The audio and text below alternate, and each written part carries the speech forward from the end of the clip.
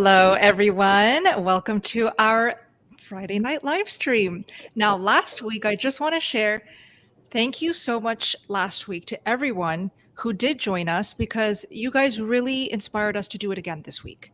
And we really do feed off the energy of all of you joining us in the live, making the time to interact with us, ask those questions, help out in the chat box. So, hello, and we would love to know where you all are connecting from.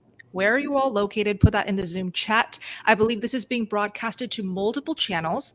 So I do want everyone here to just do a quick introduction for anyone who is not familiar with you all. So Coach Raymond, little intro. Yes. Hi, I'm Raymond Nazon. I've been carnivore for 7 years now, so full carnivore. And I've been on the journey for about 8 years, but that doesn't matter. But I've had a lot of ailments, diverticulitis being my main one, heel spurs, plantar fasciitis. I've also, had poor sleep, sleep apnea, insomnia. I've just had slew of skin issues, rosacea, flaking of the hair, just you name it. I probably was on there. My vision was starting to lose eyesight. I had feet neuropathy, and all of this healed through carnivore, and that's the amazing thing.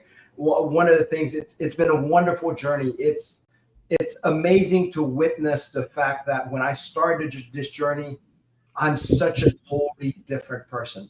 I don't have the cravings. I don't have I can fast for long periods of time. I can feel fully nourished, and it's incredible to have this kind of quality of life all over it. And all of this thanks to just changing my diet.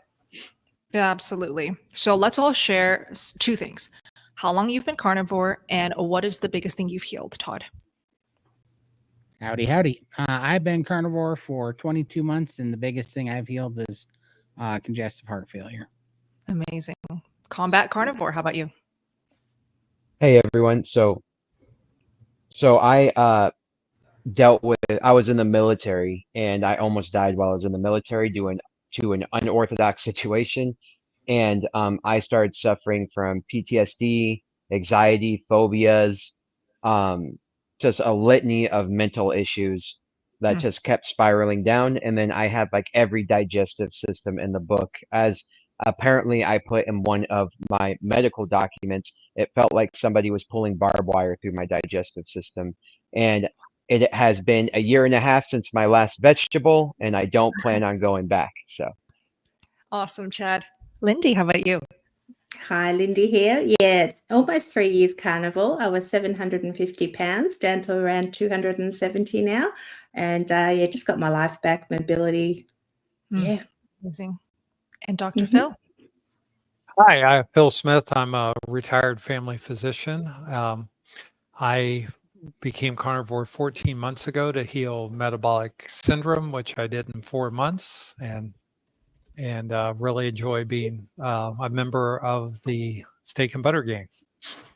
We love you in there, Dr. Phil. Thank you for everything. So this is the roundtable of carnivore friends tonight. We want to help you. Okay, so I titled this live stream, Best Advice to Reach Your Goals on a Carnivore Diet. So anyone who's watching the playback after this live ends, we really want to help you and give you as much advice, troubleshooting, guidance as possible. So let's get those questions rolling in to everyone in this live stream right now. If you guys don't mind, prefacing with the capital Q, 3 of those Qs, so we can really identify the questions rolling in. So I've got this first one that I would like to put on the show. Thank you.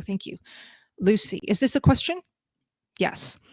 Lucy says, I'm starting to have cravings for sweets, very common. I've been doing so well for 4 months now, but I am really craving sweets, chocolate, and fruit. So I'm guessing she would like to have advice on what to do. Raymond, you start. Wow, this is a really good one. It's funny that you said you've been doing so well for 4 months, and kind of coincidentally, that's what we end up finding out when we're kind of just eating meat and we notice that we don't want to eat as much meat.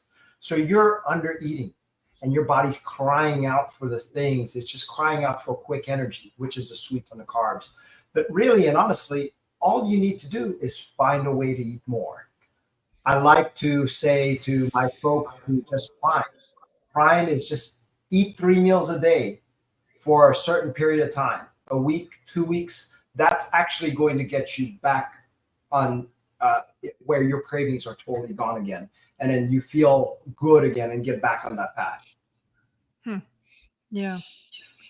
So let me share a little bit about cravings when I had to tackle them. I had very strong cravings for fruits because I was vegan before going carnivore. So those like dried mango, dried figs were like my favorite snacks when I was vegan. And every time that I did have cravings for sweets and fruits, I personally would just eat a bunch of fat, animal fat. So butter is just the easiest thing that you can do to kill those sweet cravings. And if you don't want to eat butter because you can't stomach that, which is fine, just eat fatty meat. If you keep it simple and you always have that go-to food, anytime you have those cravings, it really helps to just eat it. Eat it and watch yourself feel satiated. Watch those cravings slowly go away. Friends, anyone here want to chime in on this one? Chat. Yeah, I would say, and I said this in the last one as well, your body's looking for the quickest nutrients and quickest load of nutrients and the fastest load of energy, right? And so one thing that really helped with me is anytime I had a craving, what I would do is I would have bone broth, because bone broth is going to be like a quick injection of a lot of nutrients, a lot of vitality very quick. And that's what your body's actually asking for. And so anyway, bone broth was like a savior for me and a nice trick for me for when I was getting those cravings. Awesome. Yeah, and everyone in the live, share what worked for you. If you're over those sugar cravings, you figured out solutions, share that in the live chat. We can all learn. Next question. This is from Janet. What are all of your cholesterol? Yep. What are all of your cholesterol numbers and triglyceride levels from eating all that fat? So my cholesterol, I think total cholesterol is definitely 350 at least. I can't remember the exact number. Triglycerides are at, I think, 15. Yeah. How about you? Yeah. Okay, go ahead. Oh, mine's a little disappointing. So my total cholesterol is about, I think last time I checked, it was in the 170s, which is kind of, I was hoping it would be a little higher.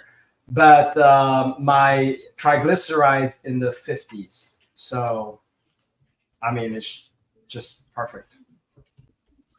Yeah, I want to deal with this in a little bigger picture, because I think people have been fixated on cholesterol and total cholesterol, which is really what we shouldn't be fixated on. We should be looking at our triglycerides and our HDL cholesterol levels.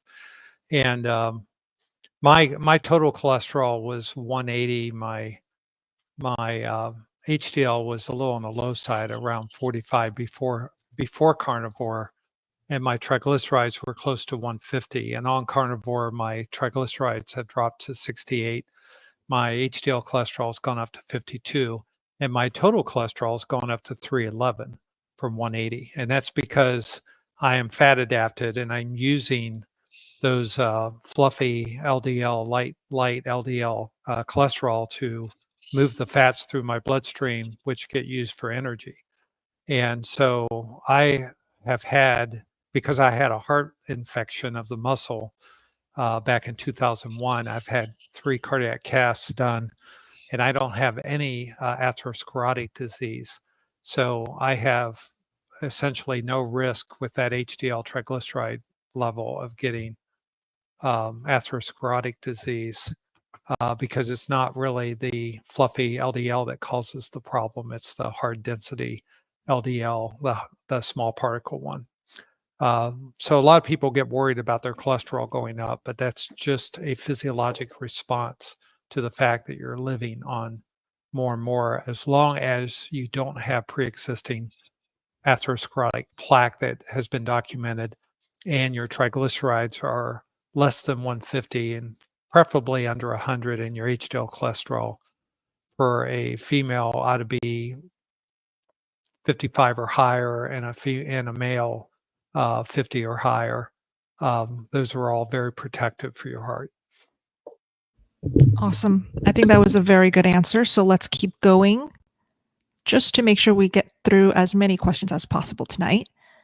Belle says, what role does iodine play in the carnivore diet? How does one know if they are iodine deficient? Todd, you take this one. Well, for me, how I just tested it, right? Because I had some suspicions. I knew I had, hypothyroidism. I could feel that I was getting something that I was assuming was a goiter in my throat. And then I had metabolism issues when I was fasting. And so I just, I listened to Dr. Brownstein and Dr. Ken Berry talking about how everybody is likely underdiagnosed with iodine. And so I just tested it, and I went off to Dr. Brownstein's advice. And for me, it turned out to be kind of the closest thing to a miracle pill I've ever had. It cleared up that kind of lump that was going in my throat that I thought was a goiter. And the energy went through the roof, and I just waking up, sleeping better, waking up in the morning, just way more charged. It's now taking my place in morning coffee, because it's just that thing that it seems to be the missing link for me. How it's working, I don't know. That's a question for Dr. Phil. I don't know why it's doing what it's doing, but I can definitely tell you it's had a extreme effect on me. Yeah, and I always like to take the other side of this because I think there are a lot of iodine deficient people. I had actually started taking the Keto Chow minerals when I started carnivore, so I was getting lots of iodine. And when I was about 1 year in the carnivore, I decided to do an N=1 experiment and actually take supplemental iodine. Started with 1 drop a day and slowly increased to 20 drops a day of 2%. And it was interesting because I also have hypothyroidism. And I actually, where Todd had boundless energy and we all saw it in the community, I actually had fatigue, daytime sleepiness, and got drowsy on it. So it had the opposite effect on me. And that's one thing I like about being a carnivore. I can do these N=1 experiments on myself. Taking too much iodine is really not an issue for most people. If you have Hashimoto's thyroiditis, you need to start extremely slow. And that means less than a drop a day, which means you put a drop in diluted water, dilute it with water, and then take a drop of the diluted iodine and do that for several weeks before you start even working up to a drop of water. But it's worthwhile. There are really no good clinical tests. People talk about the skin test for iodine. It's kind of a bogus test, and I don't recommend you do it because it has so many factors related to the room humidity and air movement. And it's just probably better to give it a try and see if it helps you or doesn't and how you respond. Perfect. Thank you, Todd. Thank you, Dr. Phil. Let's put up the next question. Also, I'm wondering, last week, you know how the display was more zoomed in? I can't figure out how to do that. Todd or Lindy, do you know? Yeah. How did you do that? Yeah. Look down, look at the one that's highlighted. Yeah. Oh, That's the one you want right there. This is very nice. It's magic, Bella. It is magic. Just had to ask. Wizard Todd. Awesome. So our next question, I'm just waiting for it to be on the screen. Lindy, did you get that? Perfect. So I keep trying to go full carnivore, but I'm addicted to sugar. So similar question to Lucy about craving sugar. Just eat more meat. Like you don't have to worry or stress out about, oh, I got to be 100% carnivore. If I slip up, if I go back to my sugar cravings or I give in, then I failed. Like that type of mindset causes so much stress. And I have seen my husband, Max, try to do carnivore and then fall into his ice cream cravings over and over again. But if you looked at his health from day one of trying carnivore to now, his health has only improved. So it's a win.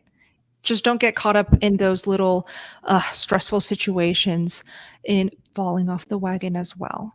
It's totally fine. Eat more fat, eat fatty meat. You're going to be fine.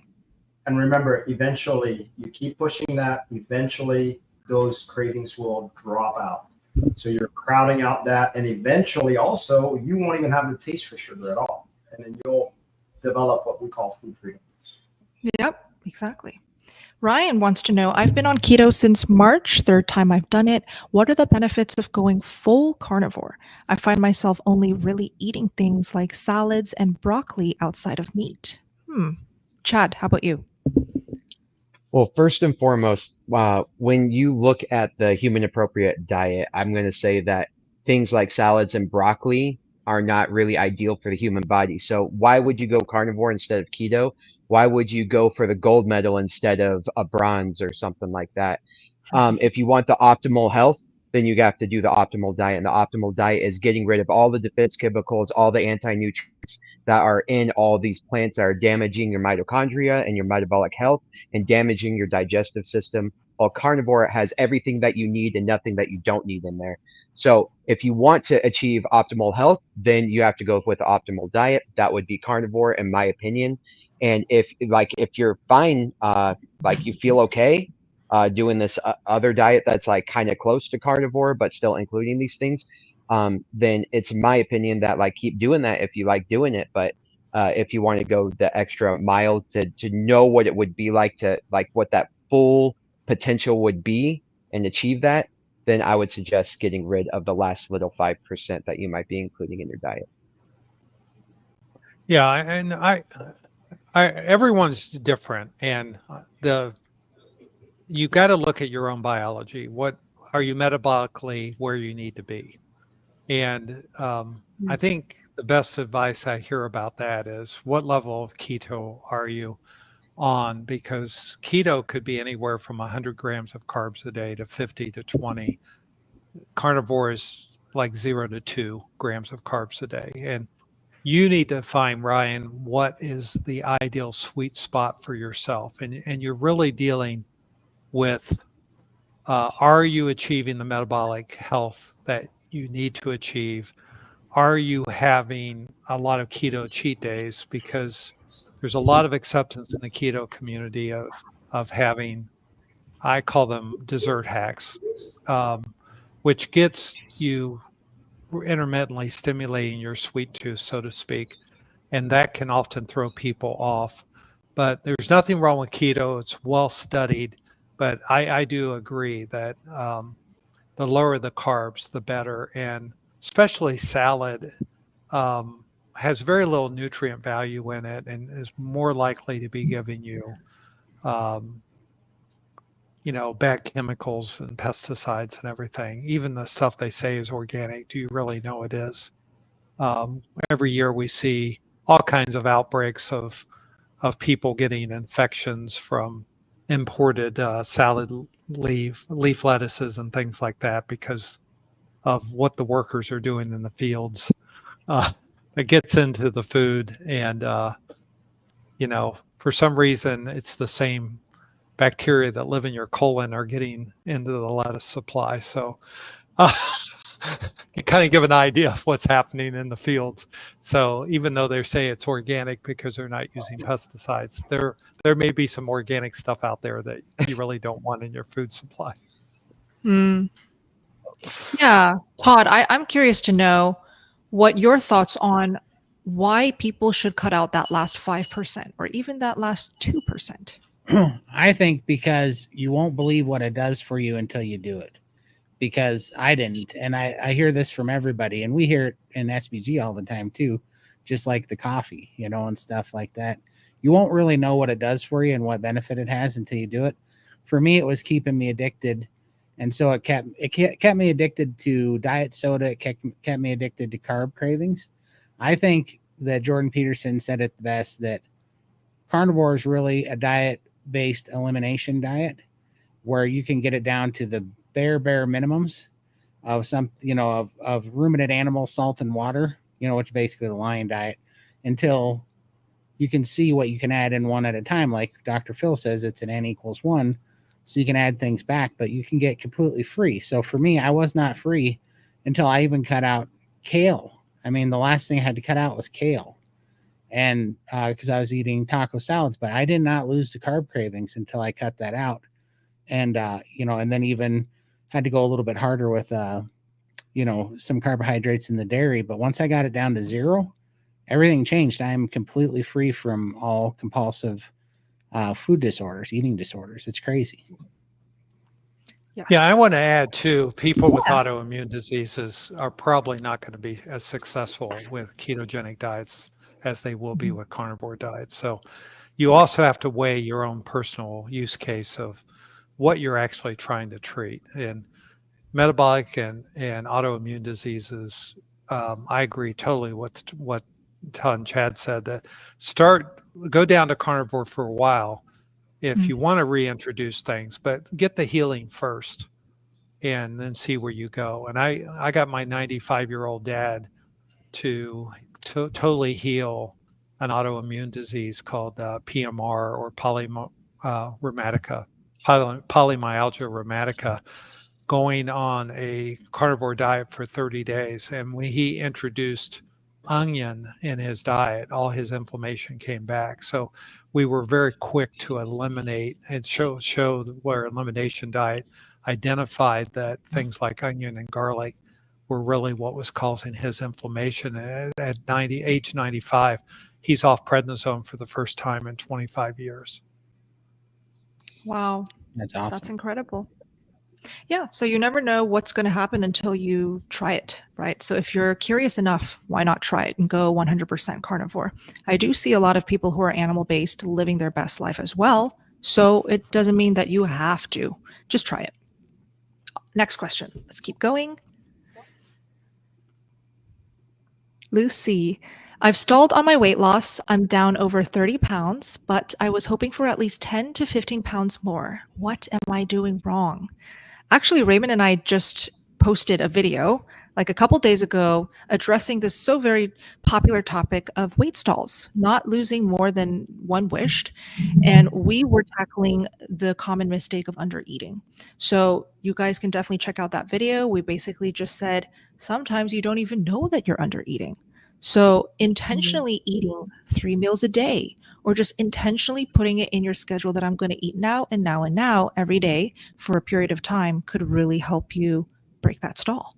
And I know Dr. Phil here has broken a stall by doing that. You want to talk about it?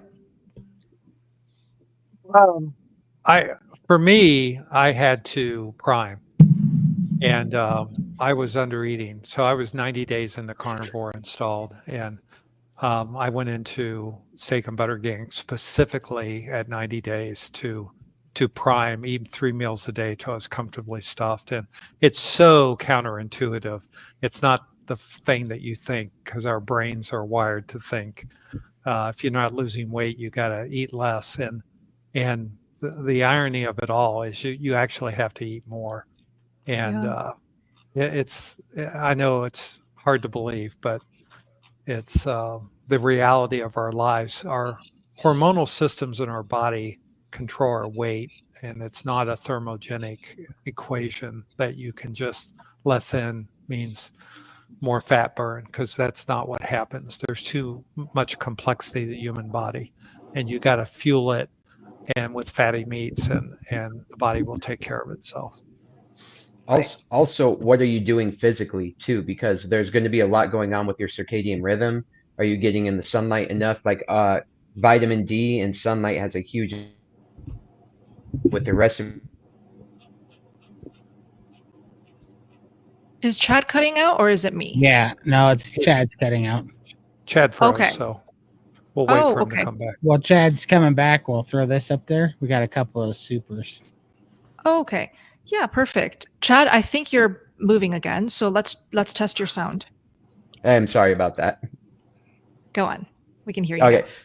Awesome. Sorry about that. So, yeah, I'm on Starlink right now, and it's like still like getting used to everything in my new house. So, it's kind of going in and out. But also, what are you doing physically, right, for that weight loss, those stalls? Are you getting out in the sun enough? Your circadian rhythm has a big deal to do with your hormones and your balances and things like that. And I notice a lot of people, just by changing up their lifestyle in order to get their circadian rhythm back on track, has gotten the stress level down, and therefore when that stress level goes down, their body is in the state to start that weight loss and go to a proper body composition. I love that. Yeah, and I'll chime in here. So, look, Raymond knows all about priming, don't you? And Dr. Phil mentioned that he personally did priming to break the stall or to reverse that under eating habit. I see some chat box messages saying, oh, not everyone is under eating though. That's absolutely true. Not everyone is necessarily under eating, but how would you know if you don't flirt with the boundaries first? So Raymond, what are your thoughts on all this? Yeah, and flirting with the boundaries to see what your body is capable of. That's the only way you can realize whether you're actually eating enough, is try to find that out. Now, I want to reiterate what Chad said, because that's important. We don't know how much stress is actually involved in us holding on to the weight. Us stressing out about, oh my God, I need to lose this 10, 15 pounds, could actually very well be the reason it is still holding on to weight. There is something about making the body feel safe. What does that mean, making the body feel safe? That means get out of the stress mode. Get out of that, there's a sympathetic, is that parasympathetic and sympathetic mode? Parasympathetic nervous system. Yeah, exactly. And that's where the body heals. It heals in that certain parasympathetic mode. And if you know that, then get out of that stress mode. Don't worry about the weight anymore. Eat enough and take away as much stress as possible. Do what Chad said about the circadian rhythm, and this will eventually take care of itself. I love it. I love it. Okay, let's do the super chat. Thank you for the super chat. You get to cut the line. Let's do your question. Abe Binder says, my body odor wasn't much before, seems to have been almost totally eliminated. Wow. I thought it was going to say it got worse. Is that normal? That happened to me. Okay, raise show of hands. Who did that happen to as well here? Yeah. Right. Yeah. All of us. Yeah. I wonder why. Yeah. It's not that much fun when you're trying to torture your kids, though, because it's like I love getting up from the gym and or jujitsu and just rubbing it on them, and they'll be like, oh, and that doesn't happen anymore. So. Are you the type of dad to toot in front of your kids just to make them go? Of course. That kind of you're the type of dad that uses the window locks on your kids, aren't you, in the car? Yeah. That's it. Yeah, but carnivore makes that part not fun anymore. So that is there. So there is a downside. There is a downside. Yeah. Yeah.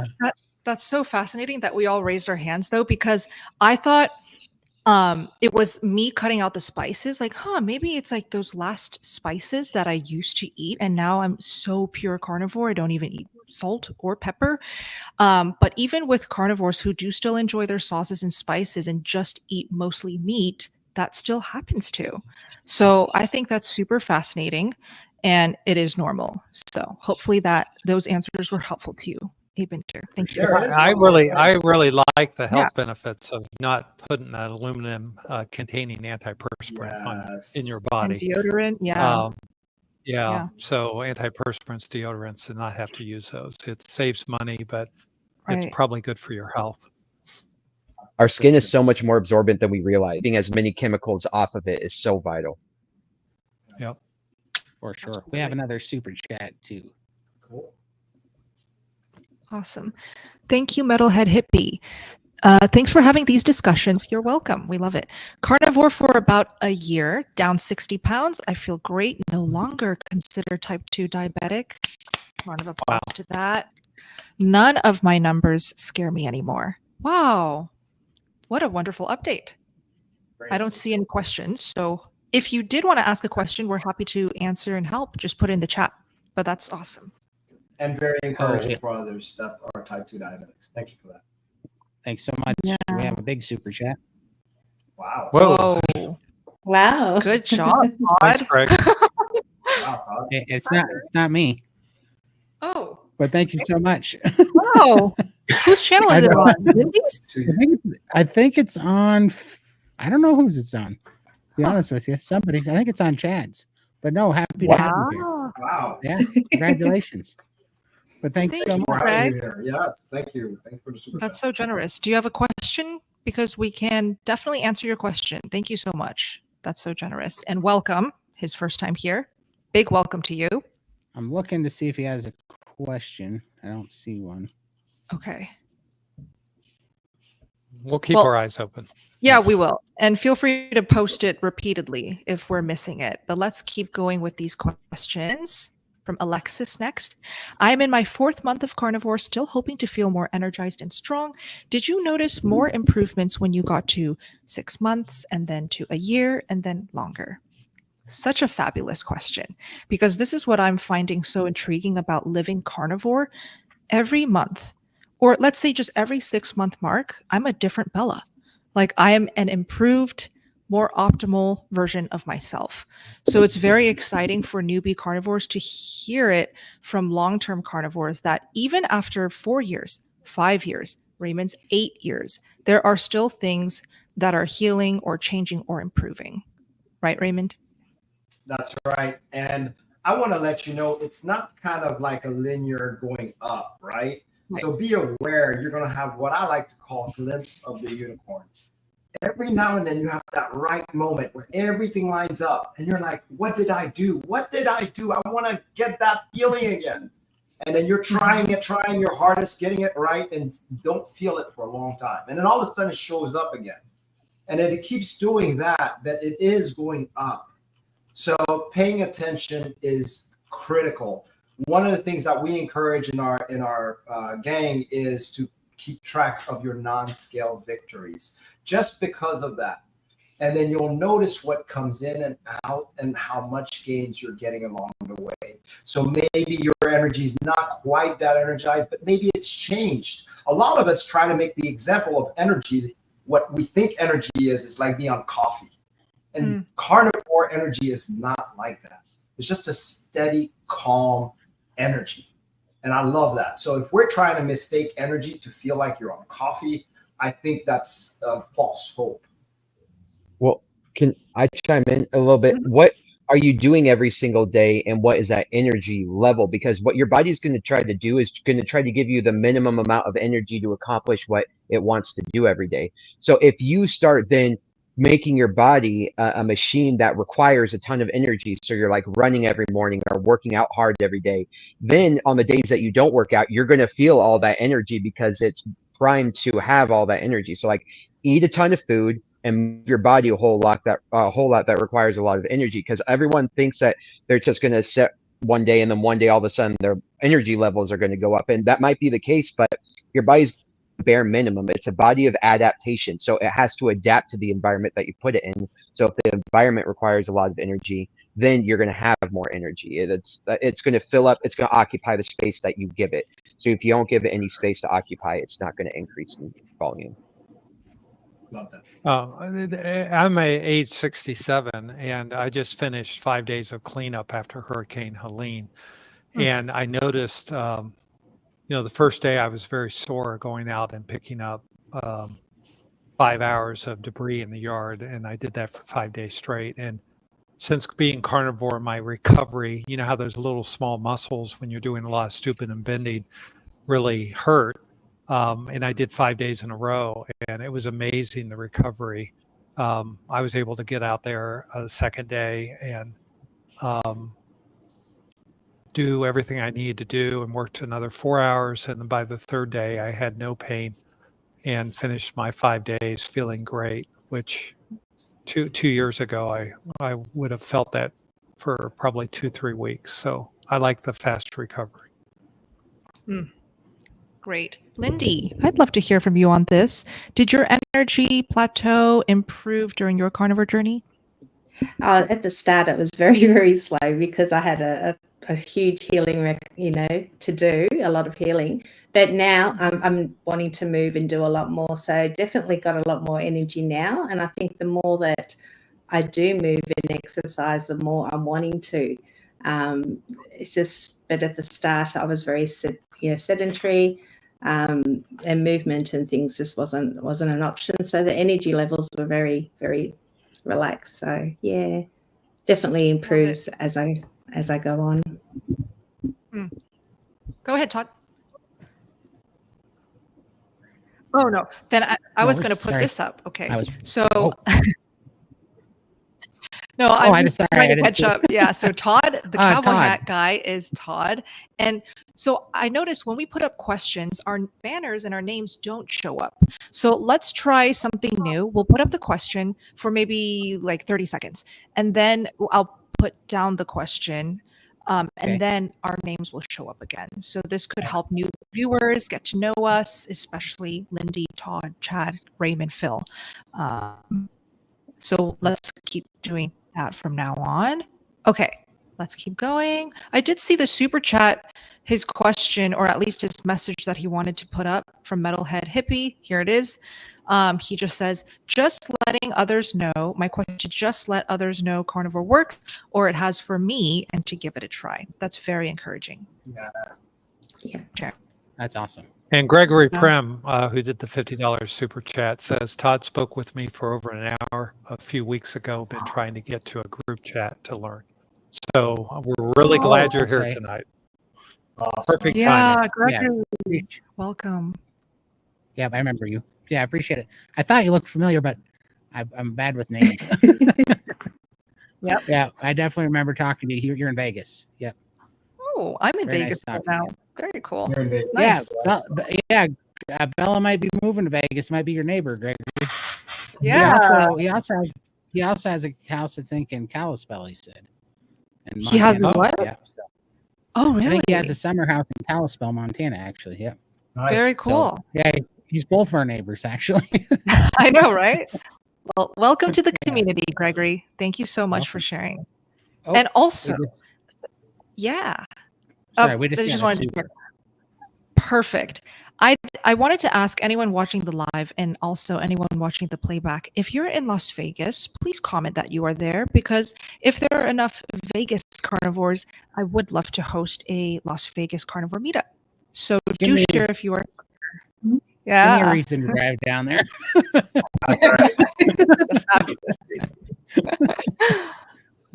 Awesome. David, thank you for your super chat. Okay, so David says deodorant, clean stone, only potassium alum. Okay. Is he sharing like? I hope that doesn't mean aluminum. Okay. Yeah, we don't like aluminum. I don't know about those, the clean stone. David, is this what you use? Is this what you recommend, or is this what you're not using anymore? We'd love more details. For sure. Yeah. Let's be. Can I use lemon in my water? I hate plain water. Raymond? You can, but what I would do is slice the lemon, that little, and then just kind of do an infused water. You'll have the flavor, and remember, the more diluted you can do with certain things like that, the better. I'm not, eventually you might not even want it, and you might get used to the water taste. So in the initial, it's okay. Enjoy it. Perfect. Yeah. How about you, Chad? What are your thoughts? I wouldn't be, I would do everything to not flirt with going back to something that has carbs. And then also additionally, when you're doing this thing, it's an elimination. So how you guys feel about brushing your teeth and using toothpaste and stuff, the requirement for that is way less. But if you do something like lemon in your water, you start to feel that kind of wither away at your throat and your teeth. I don't never experienced that. So yeah, that's why I was saying to infuse it, because if you actually squeeze it, it becomes kind of lemonade. But if you actually just cut that slice and just leave it in there and kind of let it sit for a little bit, you're just getting just enough where it's not going to be as bothersome, depending on your sensitivity, like Chad said. Yeah. But I love water now. I absolutely love water. Like I could drink water. I love the taste of it. But I think I had to go a certain while without sugary drinks and food in order to go back to like my genetic roots of loving the taste of pure water. So maybe it's just like, I remember being in that stage where I wanted any excuse just to not drink plain water, but now I love water. So maybe it just takes time. Yeah. Todd, didn't you use lemon to get off something else? Absolutely. Yeah, I used volcanic organic lemon juice to get off of diet sodas. And I actually don't think there's anything wrong with it. I didn't have any issues with it. It didn't cause carb cravings. Exactly the opposite, actually. It was definitely the best bridge. In fact, we heard that in SBG tonight that people were using it also. I used volcanic organic lemon juice with electrolytes and sparkling water to make a lemon juice. It's a heck of a lot better Yes. than the stupid sodas. Yeah. For Yes. sure. Well, and okay, so sparkling water. Okay, if you're tired and you hate plain water, try out just plain sparkling water because that's like an elevated version of plain water. You have some fizz in your mouth. It's more exciting. So instead of, or before reaching for that lemon in your water, first reach for the sparkling water. Yeah, Love it. perfect. Let us know, Debbie, if that works. This is Renee next. I get super sleepy after I eat and even moderate or small portions, and I'm not losing weight. Okay, so let's see. She gets super sleepy after eating. That's honestly normal to me, Great. even moderate or small portions, and she's not losing weight. So, my biggest question when I read something like this, which is very common, are you new to carnivore? Far along are you? Because let's say she's 2-3 weeks in. Renee, you can chime in if you're still here in the chat. Let's say she's 2-3 weeks in. This to me is just a sign that she's healing.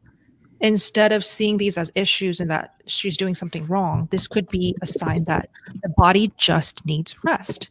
So let's not nitpick on all of these little things and let's give it some time. Oops, I hear a lot of typing right now. Hold on. Let's give carnivore a chance first. I would say 30 days at least before you start worrying about these symptoms. Yeah. But anyways, oh, Raymond, I hear you talking. Let me help you unmute. Go ahead. Yeah, sorry. Yeah, I noticed that you're saying moderate or small portions. Really, Yeah. please eat until you're full or more if you can. This is very, very important. And as far as a lot of people are asking me what's the best exercise you can do. The best exercise you can do, especially when healing, is a nap.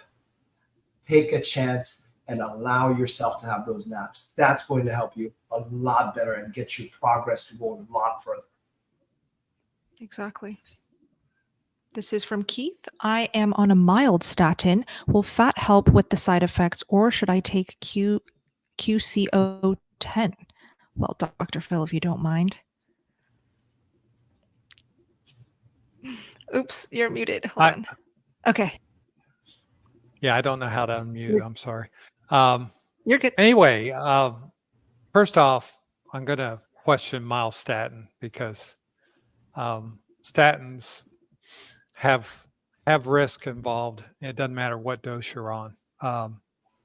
They have about a 40% risk of causing insulin resistance or myositis, which is an inflammation of your muscle. And the best statin is the one you don't need to take. But there are clear-cut reasons that people should be on statins, especially if you have documented atherosclerotic heart disease, if you have a cardiomyopathy and need to do some cardiac remodeling. Short-term statins has been shown to be helpful for that. And after the first year after a heart attack. So those are reasons to be on a statin. CoQ10 is something that you need to take when you eat a vegetarian diet that you don't need to take when you're a carnivore. So if you like spending extra money on supplements, just keep eating those vegetables, but meat will provide all the CoQ10 that you need. And I would figure out a strategy to see if you can get your HDL cholesterol up, your triglycerides down by eating more fatty meats. Perfect answer. Let's keep going. I have a physically demanding job and I'm having difficulty keeping up my strength on carnivore. I cannot really eat at work, so I'm struggling. What can I do to maintain my strength? Chad? Hold on, Most Chad. of us don't have that. Oh, Can you say that again? You're unmuted now. Yeah, absolutely. So first and foremost, I thank you so much for having a physically demanding job. A lot of us don't. So you're lucky actually that you're forced to do this. It's going to take a while. It's going to take a while or you get your energy levels back to where they were before when you were putting glucose directly into that muscle. So it's going to take a little bit. The other thing that you could do, I talk about this a lot, is try bringing with you bone. So that time where you're like in the middle of the day and you're feeling a little bit drained, have some bone broth. It's going to have a lot of nutrients in there that it's liquid form. It's going to be it's the fastest absorption method for your body to take in nutrients. So that might help out a lot for those long days when you don't have it. Also go check out Carnivore Bar, because Carnivore Bar has those options where you can just have meat, fat, and salt. And the thing is, you need energy. So when it comes to the 3 macronutrients, you have protein, carbs, and fat. Fat and carbs are your energy sources. So if you're feeling low energy, try upping the fat a little bit in your diet. See if that ratio of fat to protein needs to be balanced out a little bit. And I Love it. Yeah, and I see in the chat somebody mentioned, oh, did you know that there's also carnivore protein powders? So I'm sure most of us here, we don't take carnivore protein powders, but it actually is a great option. And I see a lot of active or bodybuilding carnivores take it. Dr. Baker likes it. Dr. Chafee likes it. The brand is called Equip Prime Protein. I've never tried it, but it seems like it's 100% carnivore ingredients, very, very clean. So maybe check that out. Yeah. I want to add that I have found when I have a long day and I know I'm not going to be able to eat for 8 hours, I love slicing some pork belly and putting it in an air fryer and cooking it and eating it first thing in the morning. And it will hold me a good 8 to 10 hours with nothing else to eat because it has a much higher fat content than many other meats. And it's just outright delicious if you can eat pork. It's a good option. It doesn't have all the nitrites of bacon, and it holds better for me with eggs, but you can certainly make some eggs with your pork belly, but and that is even better than either one alone. So Right. finding a good fatty meat to eat before you go into work is a good idea. And if you can sneak in some sliced ribeye and just snack on it when you need a little boost midday, that helps too. Yeah, just having that batch cook hour where you cook up a lot of carnivore meals or carnivore snacks like boiled eggs, like ribeyes. If you can just cook a bunch of meats or carnivore ingredients, you can have that food ready to go.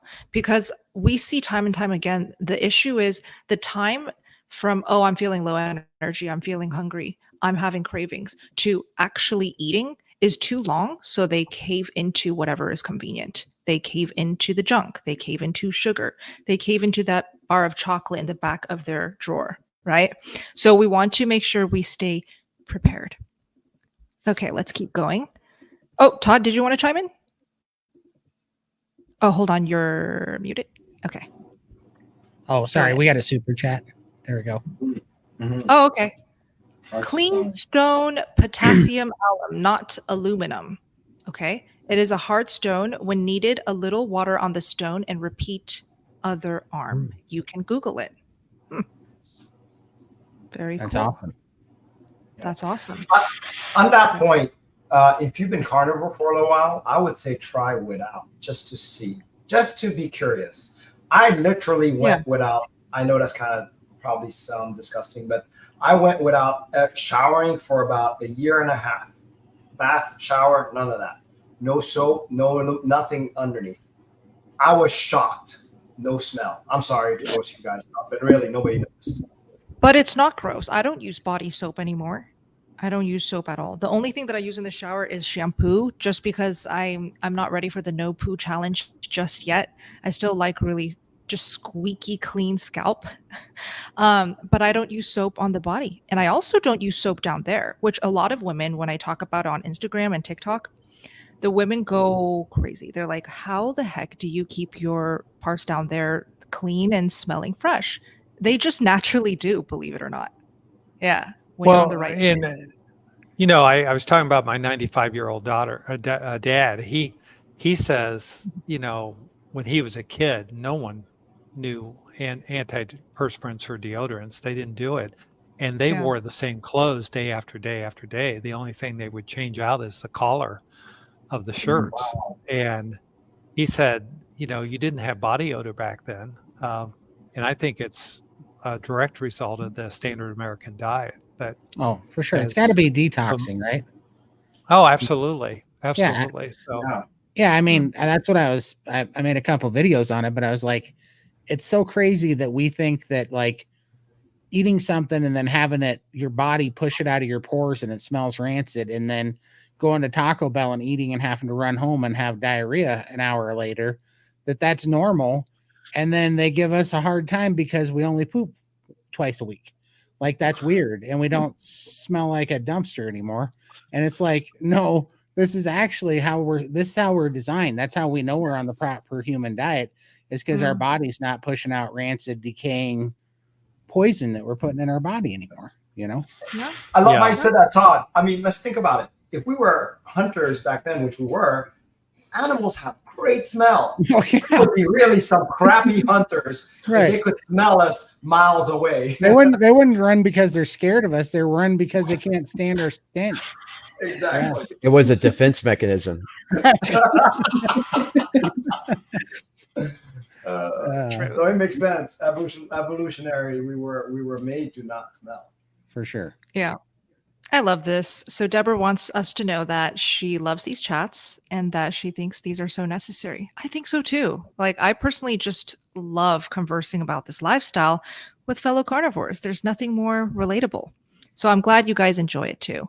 Question for everyone here. Are you guys using body soap right now? Yes or no? Do you need it? I'd love to know. Kathleen, 16 months carnivore, BBBE only, cannot lose below the rib cage. Okay, so she can't lose weight below the rib cage. Body composition has changed everywhere else. Diagnosed insulin resistant. So if it's below the rib cage, is this like hips down, right? no, it's abdomen. Oh, so waist included then. Okay. Yeah. Yeah. Hmm. So this is probably someone that has a lot of visceral fat, has a kind of a, you know, round body. So first things I think about is I'd like to know if she has pain, because she could have lipedema. And the other thing is a lot of visceral fat. So Lindy ought to talk a little bit about lipedema because she's our resident expert. Oh no, not an expert at all. But yeah, I do have lymphedema and lipedema, and it's just basically a fat disorder. Yeah, Dr. Phil's probably more scientific with all of that. But my lower half, my lower body, is out of proportion to the top. My hips and my thighs are very, very large, and it's just that disordered fat. You do get a bit of a cuff as well with the lipedema and lymphedema around the ankles. And diet has been fantastic for helping with the pain. With lipedema, you do get a lot of pain. It's just like a aching, especially at night for me. When I'm lying in bed, I can feel just a really throbbing pain in my thighs. I can't sleep. But since being carnivore, that pain is completely gone. I still, you can diet and do everything. The diet does not affect the amount of lipedema that you've got. It's always going to be there. I think you have to do surgery, maybe is it a liposuction or something, to actually remove that lipedema fat from your body. But it does get rid of the pain, and just definitely carnivore has helped a lot. So yeah. I stay away from cheese. Dairy actually inflames that, so I get a lot more pain and also inflammation with the lymphedema. So I stay away from all dairy because of that. So rebounding and the vibration plate really help as well, just moving that fluid around the lymphatic system, and just overall healthy benefits with those as well. And Lindy, talk about your rebounding. Oh, rebounding. Just bought myself a handlebar for that, but I do a gentle healing bounce. So my feet don't actually leave the mat. So 5 minutes is equivalent to 20 minutes of walking. It's all NASA sciences, documents on that. But just a gentle rebound, and that stimulates the lymphatics. It just gets your body circulating, and it helps remove all the lymphatic fluid from your limbs. So definitely. I love it. And let me just give Lindy a plug here. She does live streams on her own channel, so does Todd, and they have built a fantastic community. During those live streams, they are so generous with their experience with carnivore, but also their ideas, their advice, and they like the community in their live streams when they do it is wonderful too. It's just a great group of loving people. So when are your live streams, Lindy and Todd? Oh, you go, Todd. Okay. Yeah, it's Sunday. Sundays at 5 p.m. Mountain Time. And then we also, that's when me and Lindy do one together. It's called 700 Plus and Counting Down. We both started at over 700 pounds. And Michael's also on there a lot of times with us. He's a great guy. And then, Lindy, you do another live stream too once a week, don't you?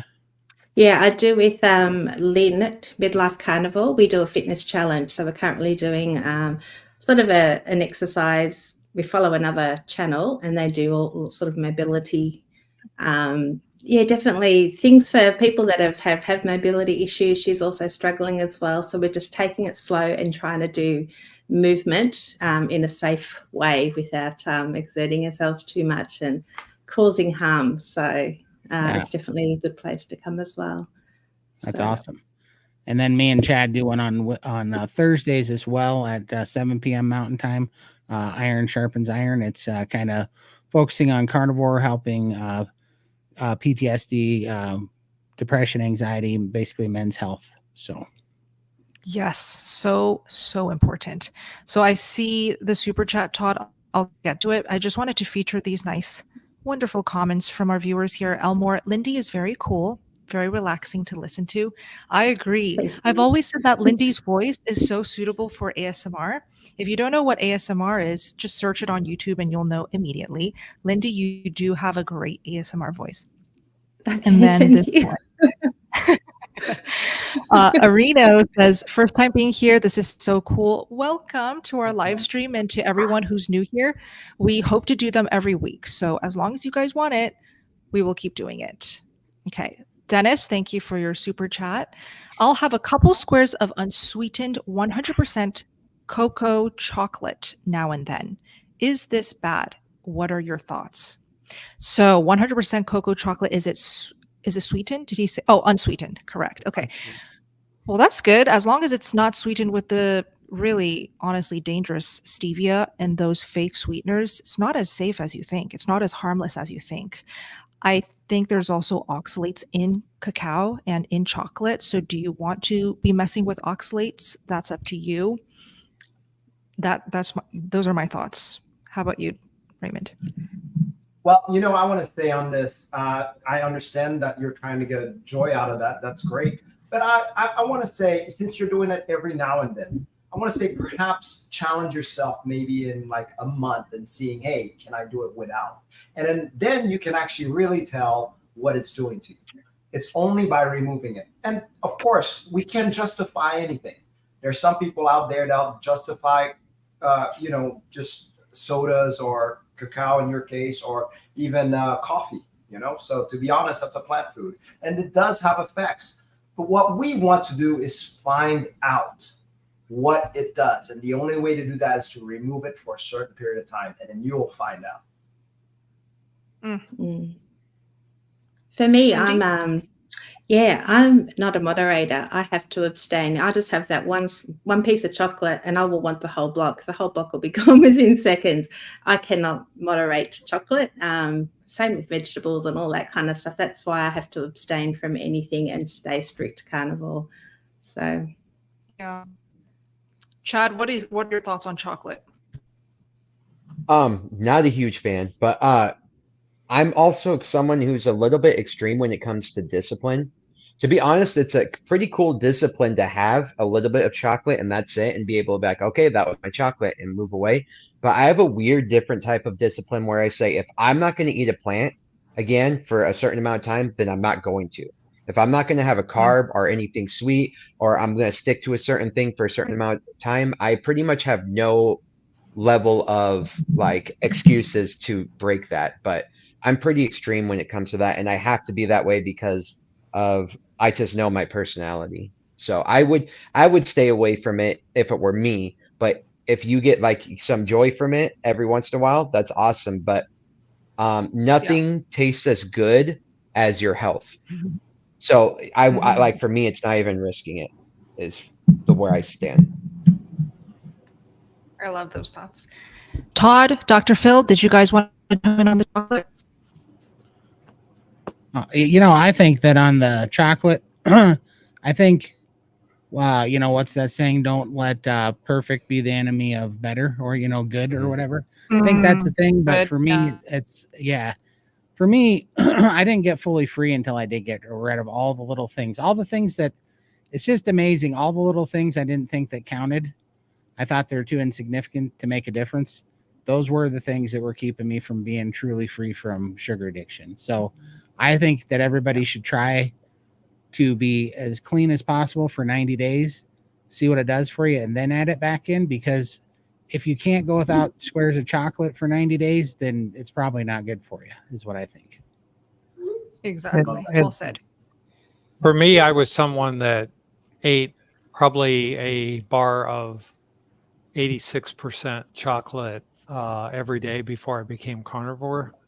And it was one of the things I gave up when I became carnivore. And I purposely give myself a treat about every 90 days. But I've only done it 3 times in 14 months by making Dr. Kiltz's ice cream. And I'll put a 1/4 cup of the 100% unsweetened cacao chocolate chips and melt them, because I temper my eggs in the cream and heat it up on the stove to 160, and then add the chocolate and the eggs in to temper the eggs, because I don't want the raw egg, and make my Kiltz's ice cream with that, with a plain of heavy whipping cream, a 1/4 cup of the unsweetened chocolate chips, 100%, and then 4 eggs. And I cook that and then put it in my KitchenAid ice cream maker. And I just like the consistency of soft serve ice cream. I'll have a serving of it and then throw away whatever's left, because it's terrible later on that day. So, Good but I only insight. do that. I do that about every 90 days, because I want to make sure that every so often I have something to look forward to, and that consistency of soft serve ice cream is one of those comfort things that it doesn't throw me into addiction mode like some people get, and it just is a nice change from meat, chicken, and fish, Of course, of course. So I did want to highlight this one. Thank you, Love to Travel, for chiming in. Oh, sorry, not this one. Oops, now I lost it. Oh, okay, here, user. Oxalates and many heavy metals, especially cadmium, 90% of brands for chocolate were found to have these issues. Rare to find safe chocolate brands. So it's better to just avoid until you find one that tests these types of results. Yep, definitely food for thought there. Did you see that super chat there? Do you mind putting it up? Because I'm right there. really behind. Okay. Thank you, Gunther, for the super chat. 4 months of strict Lion diet, 100% grass-fed, 2-to-1 fat to protein ratio in grams, 2 meals a day in an 8-hour window. Major fatigue 2 hours after the first meal. Less fatigue if I do 3 meals a day. Why have I never had any energy gains with this diet? Okay. Thank you for the details, by the way. This really helps. 4-month strict Lion diet, 2-to-1 fat to protein. I'm going to say healing. I didn't, because it's only 4 months, right? Right. That's just my guess. I felt when I was doing that 6 months of priming with Raymond, I didn't feel I didn't feel like I had a ton of energy. I felt like I was sleeping a lot and healing a lot in that 6 months. That's a good point. Yeah, I want to point out that he has less fatigue when he does 3 mAd. So I'm wondering if he's Under under 80. 80 when he does Under- 2 yeah. mAd. It's a strict line too, so there's no question under eating. It's easy to do on line. Again, We talk about it all the time. try bone broth. Try bone broth. I think that's going to help with the energy between those meals. But yeah, eat as much as you can. The other thing too is Anthony Chafee talks about this a lot, especially if you had problem with your insulin levels spiking. When you eat enough protein within a meal, you're going to go into gluconeogenesis, and you're going to have that response of having those carbs in the bars, glucose in the bloodstream. Your body could still be reacting to that, and it might still take some time of healing in order to get there. I know a lot of people who had to go strict lion for 6 months before they got back to the energy levels that they needed. So don't keep going through it, keep experimenting, don't give up on it. If you are still going through fatigue, that means you are still being inflamed, that means you are still healing. So if anything, you're getting the right signals. You're getting the appropriate responses to your diet. And so listen to what that is telling. Courage, keep going through it. That's great, Chad. I do have another comment about the 2-to-1 fat ratio. Try to play it with 1-to-1. Sometimes the body gets behind on too much fats that it just doesn't know what to do, and it really gets you into the more fatigue mode. And I've had clients that had that issue, and I would lessen them on the fats, and they started feeling better. So there's a lot of room to play with. Yeah. Gunther, if you're still in the live and you're willing to share more details, are you healing a lot of things? Because usually people who choose to go strict lion diet, they intentionally do so because they have a lot of autoimmune issues that they want to heal, or maybe something else that's serious.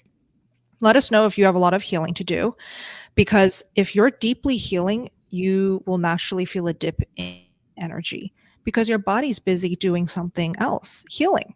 So maybe not something to worry about right now, even with you being 4 months in, but we'll wait for your details. Let us know. In the meantime, let's keep going. So this is from Gliscore. Question about carbs in milk. When I look at all the percentage and whole milk, it has no sugar, but it still has carbs. Should this be off limits for getting rid of the carb cravings? I am new to carnivore. Raymond, what are your thoughts first? See, the problem with milk is really the fact that we pasteurize, homogenize it. By the time it comes out, it's pretty much sugar water. So raw milk is what I prefer if you're going to play with that milk. But I would really stay away from milk, maybe a little creamer in your coffee, but kind of stay away from it, especially if it's store-bought. Yeah. Todd, what are your thoughts on milk? I don't use any milk. I'd use some dairy if I'm trying to open up my appetite is all. But milk just makes my appetite too crazy, and I put on too much inflammation when I have milk. Yeah. Glad you noticed. Yeah. Do you drink milk, Chad? No, I'm pretty much strict lion. And I think that I did not see the full effects of carnivore until I got rid of milk. And I promise you, giving up milk was like giving up cocaine. It was the hardest thing I've ever been through. But that showed me how dependent I was on carbs and dairy. So getting rid of milk really is where I saw most of my healing. Right. So here's another angle, because I've been incorporating more and more dairy in my carnivore diet. And it's definitely because I am moving more, specifically going to the gym more. So I'm finding to support my goals with wanting to build muscle, adding in raw dairy like raw cheese and raw kefir is actually very helpful. So this just goes to show, where are you in your carnivore journey and what are your goals? If milk is supporting your goals and getting you closer to that end goal, I feel like milk is fine. Obviously, raw milk is better than pasteurized milk. So you can find raw milk by going to realmilk.com. That's a fantastic website. I'll put it in the chat. Realmilk.com is where you can find raw dairy near you. Always try your best to go for raw dairy as opposed to pasteurized. Okay, let's keep going. Also, friends, if you guys need to go sleep, I see you guys are getting tired and sleepy. Feel free to. Feel free to. I'm happy to just do this live alone too. You don't feel the need to stay up just because I want to keep going. We got another 2 hours to kill. No, I'm just reading a lot of chats and it's making my eyes hurt. That's all. Yeah. Easy for you. Raymond and I are in Eastern time zone. So Yeah. Right, Yeah. exactly. They're in Eastern. I'm in Pacific, so it's only 7 where I am at. So Exactly. Yeah.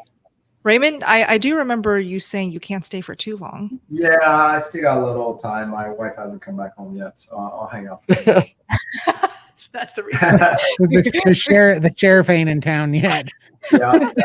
Once she comes in, you guys will probably see me go dark. So Please do. Family first. Okay. This is Jen. I am 37 and I have hypertrophic cardiomyopathy and defibrillator. Will carnivore help me? Dr. Phil, would you like to take this? oh my goodness, who knows? So just to explain what this condition is, it has to do with a person that has an outflow issue in their heart because the structure of where their left ventricle is sitting, and they have hypertrophy of the septum of the heart. And so they actually intermittently get obstruction of the outflow of the heart. And honestly, I don't know if there's any data on this. The fact that you have a defibrillator at 37 indicates either you have a reduced ejection fraction or you've actually had a syncopal event, which means you've passed out as a result of the arrhythmia from hypertrophic cardiomyopathy. So I honestly don't have a clue because we're dealing with a structural abnormality. And I would be really interested to hear how you do over 2 to 3 years. We just heard somebody tonight who had a left ventricular assist device from congestive heart failure that they're removing, and the doctors have never seen it before. They're able to take it out, which I've never heard of, but someone that's had a very, very severe end-stage congestive heart failure situation with basically a left ventricle not doing anything. And to have that removed means they've healed that left ventricle.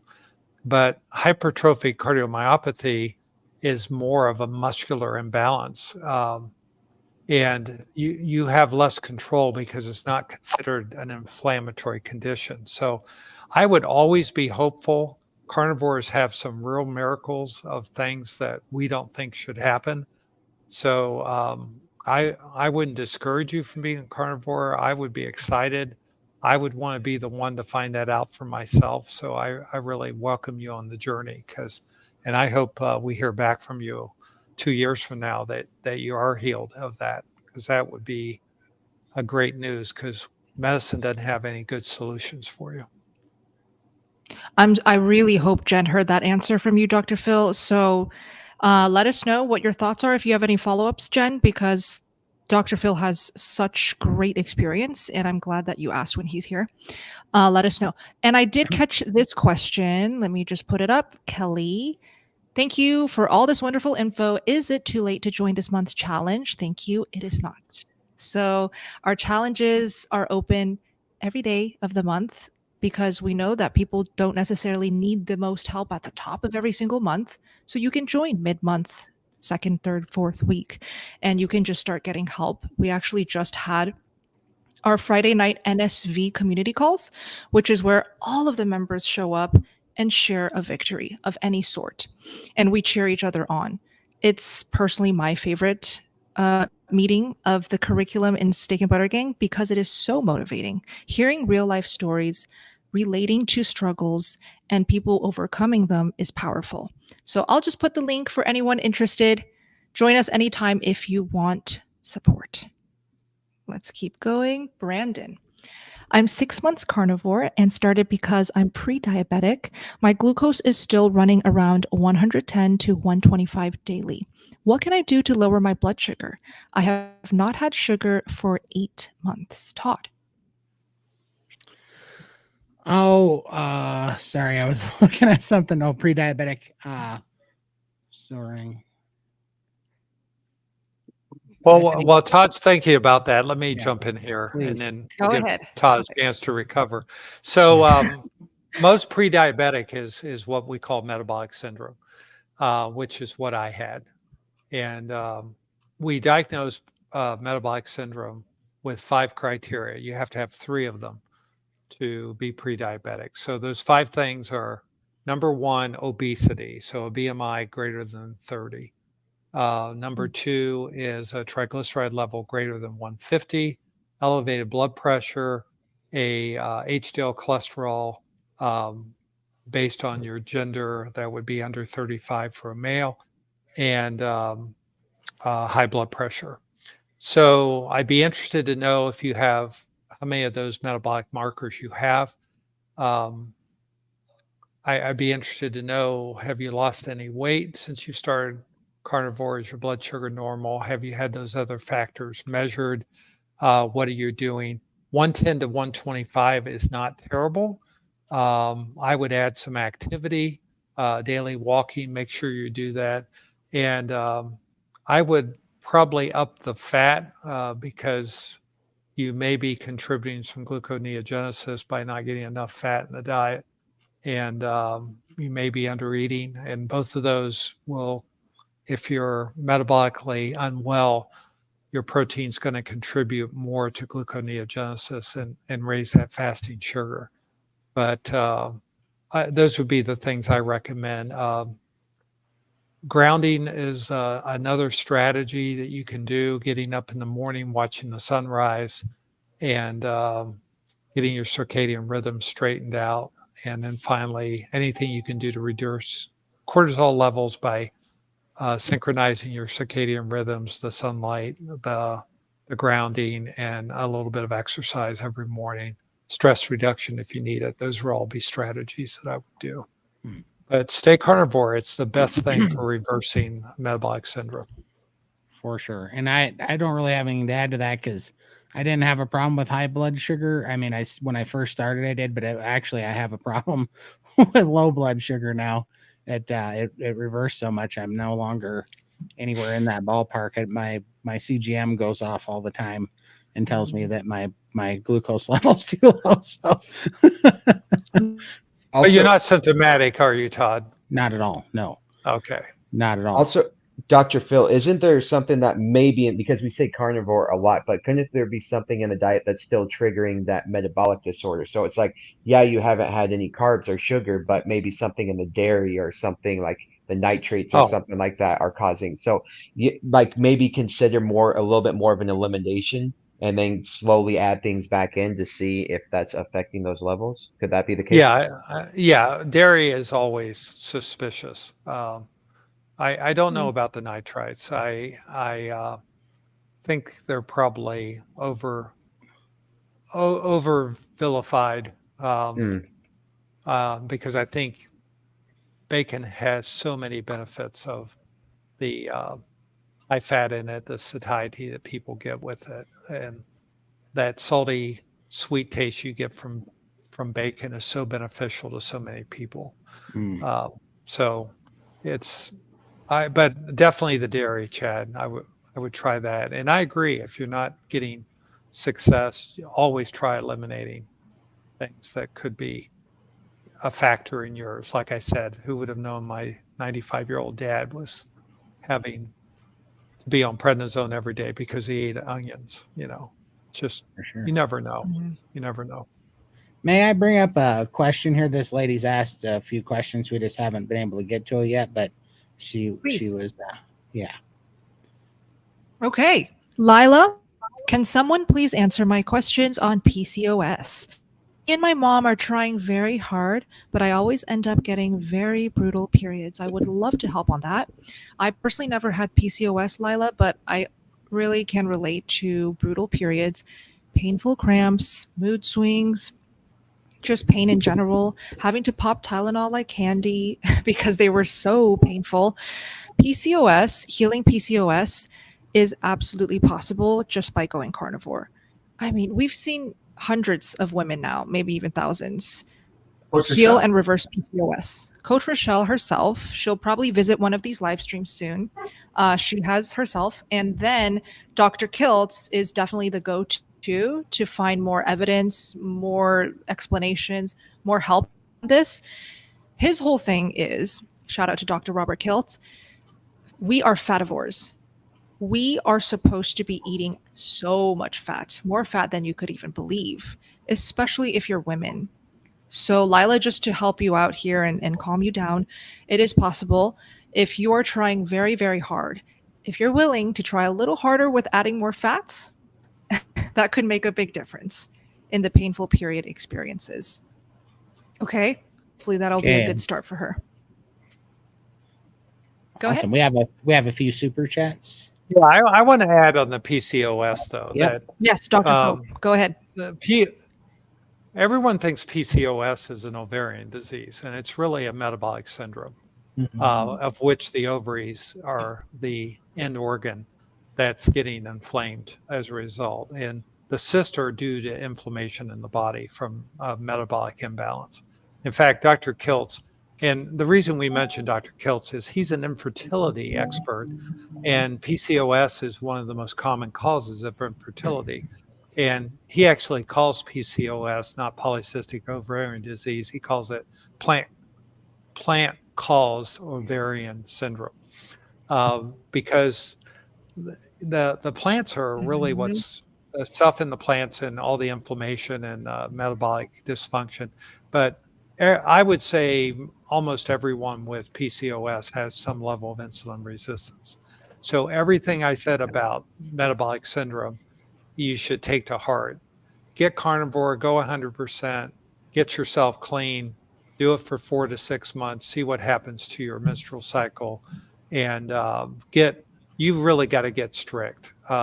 This is where Chad would say, focus on elimination for 6 months, get yourself healed, and don't compromise, because PCOS causes hair growth on your face, what we call hirsutism. It causes infertility. It causes dysmenorrhea, which is painful periods.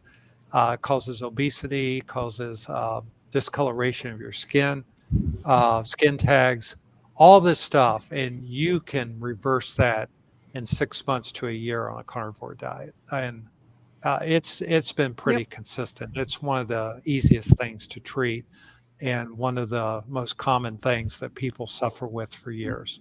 So Thank you, Kyla, Dr. Phil. Yeah, do it. Yeah. Okay. Before I get to the super chat, though, I just want to, Lila, keep us posted. You're so very welcome. We definitely want to know if it's healing. Okay. So come back to our next live and let us know. Ben would like to say, let Lindy speak. So, Lindy, do you want to share anything? Go ahead. No, about PCOS. I don't know.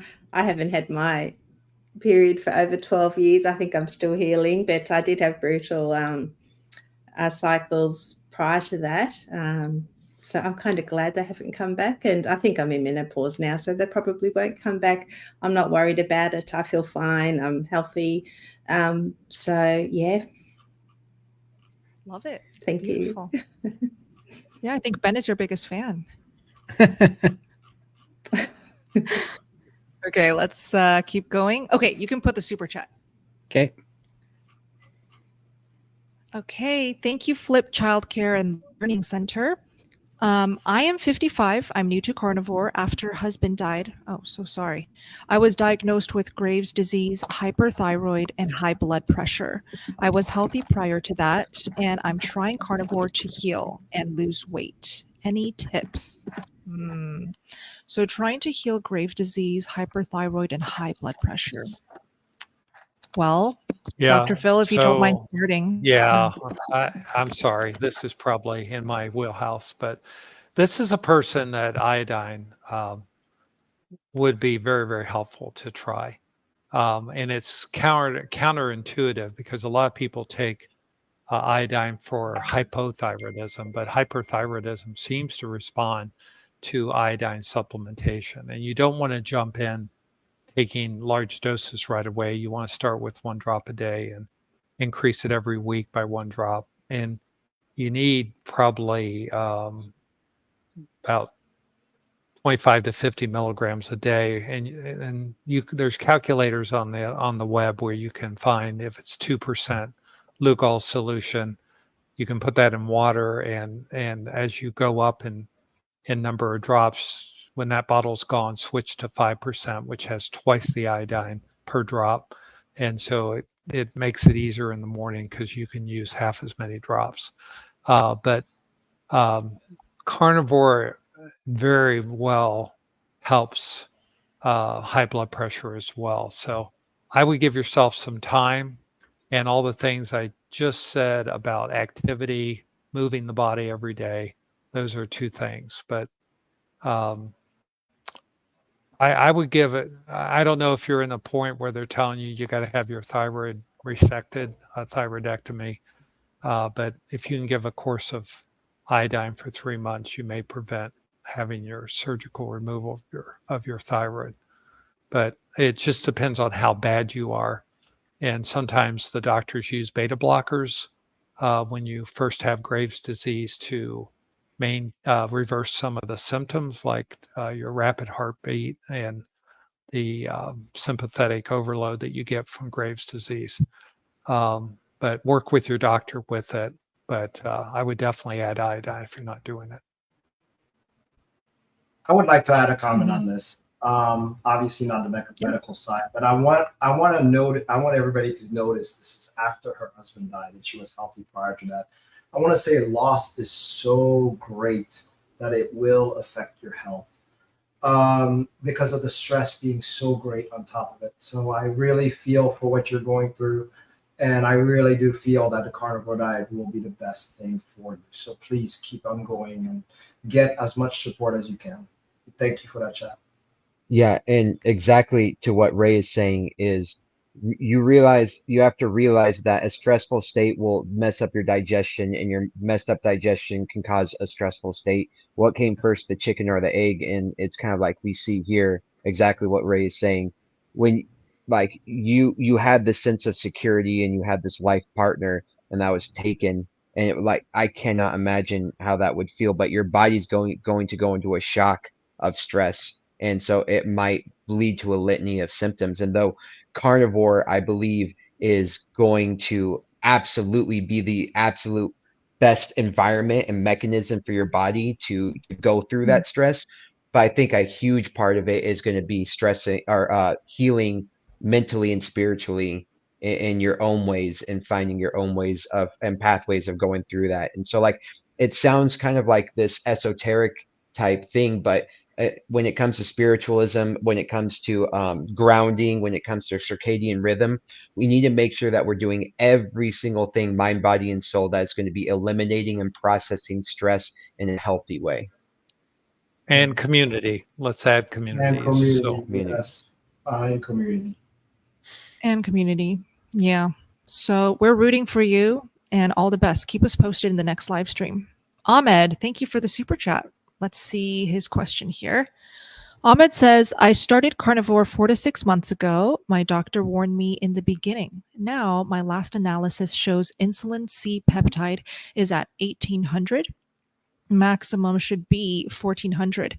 And C reactive protein high intensity is 25. Maximum should be 3. So I'm guessing his question is, should I be concerned? What are your thoughts, Dr. Phil? seems like they all come my way. Usually when we do insulin C peptide, it's because you're already taking insulin. So I guess I would want to know because normally we do insulin levels and we only do C peptide to detect your internal insulin as opposed to external insulin.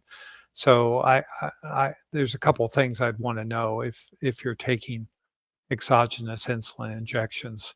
the C-reactive protein, it's called high sensitivity C-reactive protein of 25, indicates quite a bit of inflammation in your body. So I would make an assumption from your lab values that you're either diabetic or you're in a full-blown metabolic syndrome. And again, I would make sure you're not under eating. Carnivore is ideal for this. I don't know anything that there was a very large study published last year from Great Britain where they took a general practice clinic, a surgery in Great Britain, and they had people with diabetes and metabolic syndrome as long as 20 years. And almost everybody who were new onset of diabetes and metabolic syndrome healed on a ketogenic diet. It was over 90%, and people 10 years out, 50% of them healed. And so that's the efficacy, and that was just on a ketogenic diet. And carnivore is a much more potent anti-metabolic or pro-metabolism way of eating for you. And so I definitely would say you can't do better than carnivore. Stay with your doctor. If you're on insulin, you at some point you may need to reduce the amount of insulin you're taking and work with your doctor on that. And you really want to get that C-reactive protein down. The other thing I would want to know is, has there been any screening of your cardiac status? And I personally, and people that have high C-reactive proteins, like to get a myeloperoxidase level, which is another inflammatory marker, which can indicate higher risk for cardiac disease. And if you've never been screened for cardiac disease, either a CAC, which is a calcium or coronary artery calcium score, or a stress test to see where you're at, those are the things that I kind of think about, because all those things will be helped with carnivore, but you've got to bridge yourself. That high C-reactive protein did not happen overnight, and it's not due to carnivore, but it may take you 6 months to a year or more to heal, and you need to protect your heart during that time. Bravo.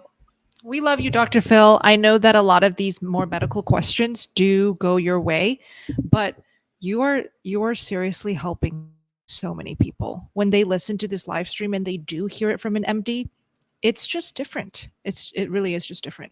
So thank you, Dr. Phil. Okay, before I get to the next question, Todd, I just wanted to say, oh, you're muted. I just wanted to say goodbye to Raymond. So let's all say goodbye to Raymond. Well, I want to say something real home. quick. Real quick. No, but this is from my son's friend saying that can I have a turn Hi, on the Beluga boy. When can So- Connor have a turn on the computer for Fortnite? Oh, are you strict with Connor's rules, like computer game time? No, not really, but they like to play around this time. Aw. So they're kicking me out. Wow, My how wife's about here. In How does 10 minutes, Connor's so friend know that we're on a live stream? Oh, because they're in the it's next on my room. channel. No, it's on my channel. Oh, okay. So All they right. saw the live and all that kind of stuff. Anyway, Well, go so be I'm a good dad. Yeah. All right. Thank you, Thanks, Raymond. everyone. That was awesome. See you in the next Thank you. live That was stream awesome. then. Fun. All right. Love yes, you. next Thank live you so stream. All right, love much. you. See you, Raymond. Have a good night, Thank man. you guys. Yeah. Dr. Phil, can I ask you something? Always. So Ahmed said that he doesn't take insulin, but I know a lot of people say that they're on carnivore. And you said most people have success on carnivore. Wouldn't we assume that they do the best on carnivore or keto because their carbs are limited? And so a lot of people take in a lot of cheese and raw dairy and things like that to the point that that actually has the negative effect on what you're saying. So they, even though they are on carnivore, should we also clarify that is a low carb carnivore, maybe a dairy free carnivore where they see the best results? Yeah, and when I say carnivore, I'm assuming 0 to 2 grams of carbohydrates a day. And it's pretty hard to be doing anything dairy and keep yourself at 0 to 2 carbs per day. So I think that's a great point to make. Cheese is a good stimulus if you're starting on carnivore and you're priming and you need something to stimulate your appetite. or in Bella's situation, she's done all this 5 years of healing and she's using cheese to supplement her exercise routine. But when you're trying to cure metabolic syndrome, I was on a very, very strict. I had nothing, zero carbs for 4 months to totally reverse my metabolic syndrome. And that included no cheese, no dairy, no heavy whipping cream, no artificial sweeteners, because getting myself healed was my prime directive. And when you have a highly sensitive CRP of 25, that's a real risk factor that you need to reverse as quickly as possible. So thanks, Chad, for adding that in, that your life depends on you taking this really serious, and then you can re-add some things in after you get your CRP down. Thanks for bringing that up. That's awesome. I got to say my favorite part of this live stream is always Phil answering questions. Why, Todd? Why? Just Phil's always on the mark. It's awesome. Yeah. I learned so Right. much. Exactly. We got a couple of Okay. super chats. Oh, Gunther. Oh, this is the follow-up from Follow-up. Gunther. Okay, he says from the previous question. Now remind me, what was his previous question? The energy, right? Energy problems from Lion Diet. Yes. Yes. Okay. Wasn't he the So- one that was doing 2 mads and 3 mads, and Correct. on his- This is on his Gunther. 2 mads he was having low energy? All right. So Gunther now says, yes, I do have healing to do, low energy, especially after meals since my teens. And I am now late 40s, skinny fat body, enlarged prostate, BPH, foot and toenail fungus, asthma, and attention deficit disorder. These are all things that he wants to heal. That's quite a list, Gunther. So it does honestly make sense to us that you are having a bit of a lull in your energy, because I think that you are still deeply, deeply healing. What are your thoughts, Todd? I think it sounds like if we could answer this better if we knew if he was priming. That's what I think, because we need to know if he's eating enough. So Yeah. I think Yeah. Gunther should join the SPG and try priming, because Gunther, I didn't heal. I was under eating and I didn't get my energy until I went through 6.5 months of priming on Raymond's protocol. I wish he was still here for this, but Raymond's priming protocol. And I did do some sleeping and my energy was a little low when I was going through priming, but my energy's through the roof now. And even more so, it gave me a baseline to know what a healed metabolism feels like, a healed metabolic system works like. If there's something valuable, there's 2 things that I've gotten the most valuable that a day to day that helped me. And that was freedom from all these addictions in carnivore. But the other one was knowing what a healthy metabolism feels like. Also, Thank you for can I saying that. can I also add something? A lot of us have too much omega-6 in our body, right? And so if you're going on a Lion Diet and maybe, let's say you're getting, like, for example, a lower quality meat, it might have a higher omega-6 to omega-3 ratio. And I've been researching lately about people who are doing omega-3 therapies and omega-3 healing and things like this. And so you might want to look into maybe adding like some salmon or maybe some omega-3 supplements. But in my case specifically, and just hear me out on this, but adding some brain to your diet from some grass-fed cows that has a 4 omega-3 to 1 omega-6 ratio. And I have some speculation that our ancestors got their omega-3 requirements from eating a lot of bone marrow and brain and other parts of the body. But anywho, I would check into trying to see if there's an omega-3 to omega-6 kind of inflammatory response that you're dealing with, because I know when I upped my fats and I went to grass-fed only beef for a while, I saw a lot of healing as well. And when I started eating brain, I also realized that my brain calmed down a whole lot and I wasn't tired after every meal and things like that. So that's kind of like a weird little thing. Maybe Dr. Phil, would you agree, disagree?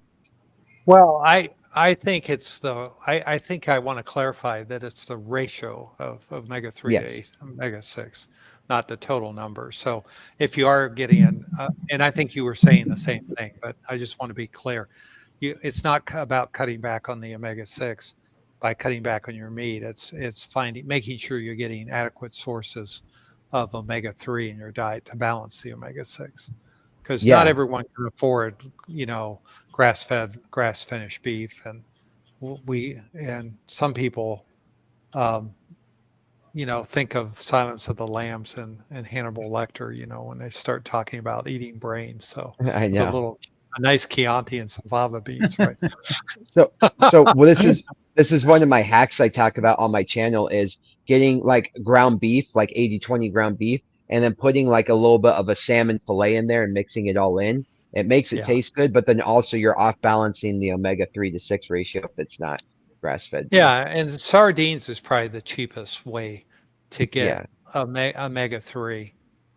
If you're, and I know that some people would say that's not lion diet, but I would say a lion could maybe eat some fish once in a while, but I don't know. But everything that Gunther's telling us about is about inflammation.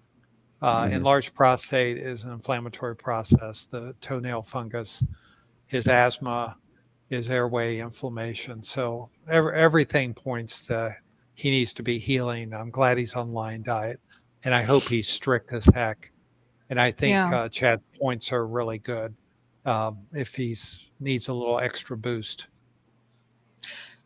Great points. Gunther, let us know what you think of these answers. And if you do have questions about what Todd was talking about, like what the heck is priming, you can comment it and we'll circle back to you. But hopefully this was all helpful. Okay, let's keep Absolutely. going. Yeah.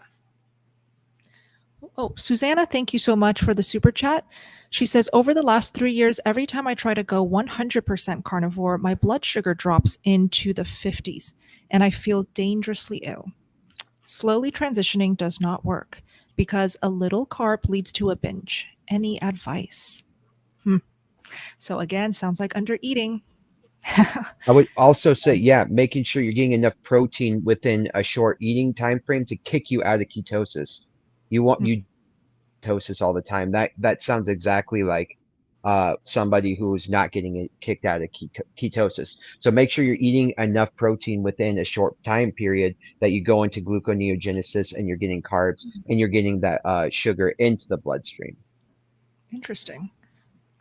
Yeah, I think definitely it's an under eating issue. And as I was trying to break my metabolic syndrome, I would fast and get down in the 50s, but I was totally asymptomatic. But eating more frequently as your body's adapting. Not everyone can tolerate one meal a day or lots of fasting. I mean, I think Lindy, how many meals a day do you eat and do you fast? Mm-hmm. She's Hold on, muted. Lindy. You're muted right now. If you don't mind repeating that, you're good. Yeah, sorry. Yeah, I had lap band surgery 27 years ago, so I struggle to sit down and eat a large meal. So I have to graze throughout the day. So I tend to undereat a lot. And also, the meat is very satiating, so I'm not hungry. So I could just eat, half a steak in one day, and that keeps me going. But then, yeah, you do risk the under eating, everything stalls. My blood sugar levels, like Todd, my machine goes off all the time. I did do a trial for 2 weeks and my machine was constantly low, but I felt fine. So the fact that you are feeling unwell, yeah, definitely. I think you're under eating. Ramp up the protein and maybe introduce a bit of dairy if you can do that, just to help you through. Yeah, my mom was hypoglycemic, and when I got her on carnivore, I had to use dairy carbs to keep her blood sugar from crashing until she got more fat adapt. Also, bone broth. Don't hate on the bone broth. Sip bone broth throughout the day. It's a life changer for real. What bone broth company kicks back? Do you have? I have none. I make my own. I make my own. Oh, you make it at home. That's always very healthy. Yeah. For me though, like every time I hear you talk about the bone broth, I always have this thought, but the space that the bone broth liquid, by the way, takes up in my stomach I personally would rather fill it up with meat, like nutrient dense, solid meat filled with fat and protein. So that's why it's like every time you talk about the bone broth, I'm just wondering, would I be able to do that? I don't know if I have space in my stomach for more liquid. So it's for people who are usually having issues in the transition period. Like, for example, I barely use bone broth now, hardly ever. Mhm. But when I was going through the Mhm. transition, I was like that low energy, and I was trying, it's your body has a very specific way of gaining energy from the food that it eats, and it wants that nutrient. So when you have the liquid form, it's gonna be very attracted to that because it's getting it in the quickest and most absorbent way. So people who are under eating, it oftentimes helps them get those nutrients in because it's a more like attractive way for your body to take in that energy. So for like, especially in its oftentimes like not too bad in protein. So to like, if people who are under eating and they're not getting the gluconeogenesis that they need, slamming down 20 grams of protein from a cup of homemade bone broth is a really quick and easy way to do that and a fast way to do that. So I swear, Awesome. like I had to go through carnivore multiple times, like trying, failing, trying, failing. Bone broth was like the key element for me to get me past it and then thrive. And then when I was Mm. feeling low energy to kick me through. And then when I had meat aversion, the other thing that I found was adding fish. And so I was like, when I was going complete Yeah. elimination, I was like, God, I cannot have another bite of red meat. I would mix it with some fish of some sort, and then also I'll be back in the game and I didn't have meat aversion anymore. So those are like were my two hacks to get me from not knowing anything about carnivore and trying it to making it to the other side and thriving. That's awesome. That is awesome. Let's keep going. Thank you, Holy Ghost, for the super chat. Will small amounts of modified... Oh, what is this? Sorry, that was just fine. Thank you, Holy Ghost, for the super chat. Was, oh, I'm not even registering sorry. these names. Will something you don't hear every day. Yeah, that's true. So the question is, will small amounts of modified wheat starch and or electrolyte calcium supplements cause kidney stones on keto? Kidney stones on keto, not carnivore, though? Not sure. I don't know about that one. Yeah.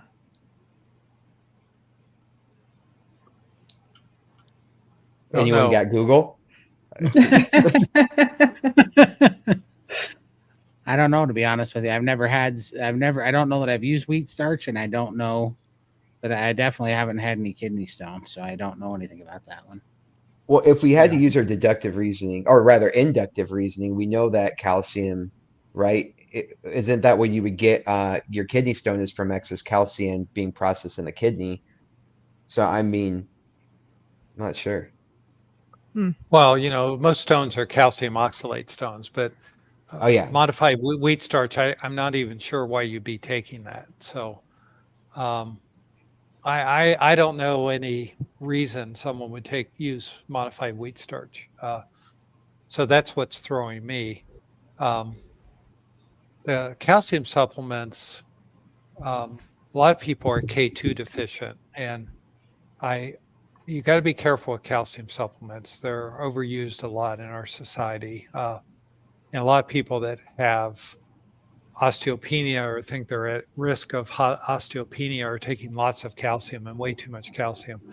And not only can they get stones, they can get calcified arteries, including your coronary arteries. So I don't like anything about this question.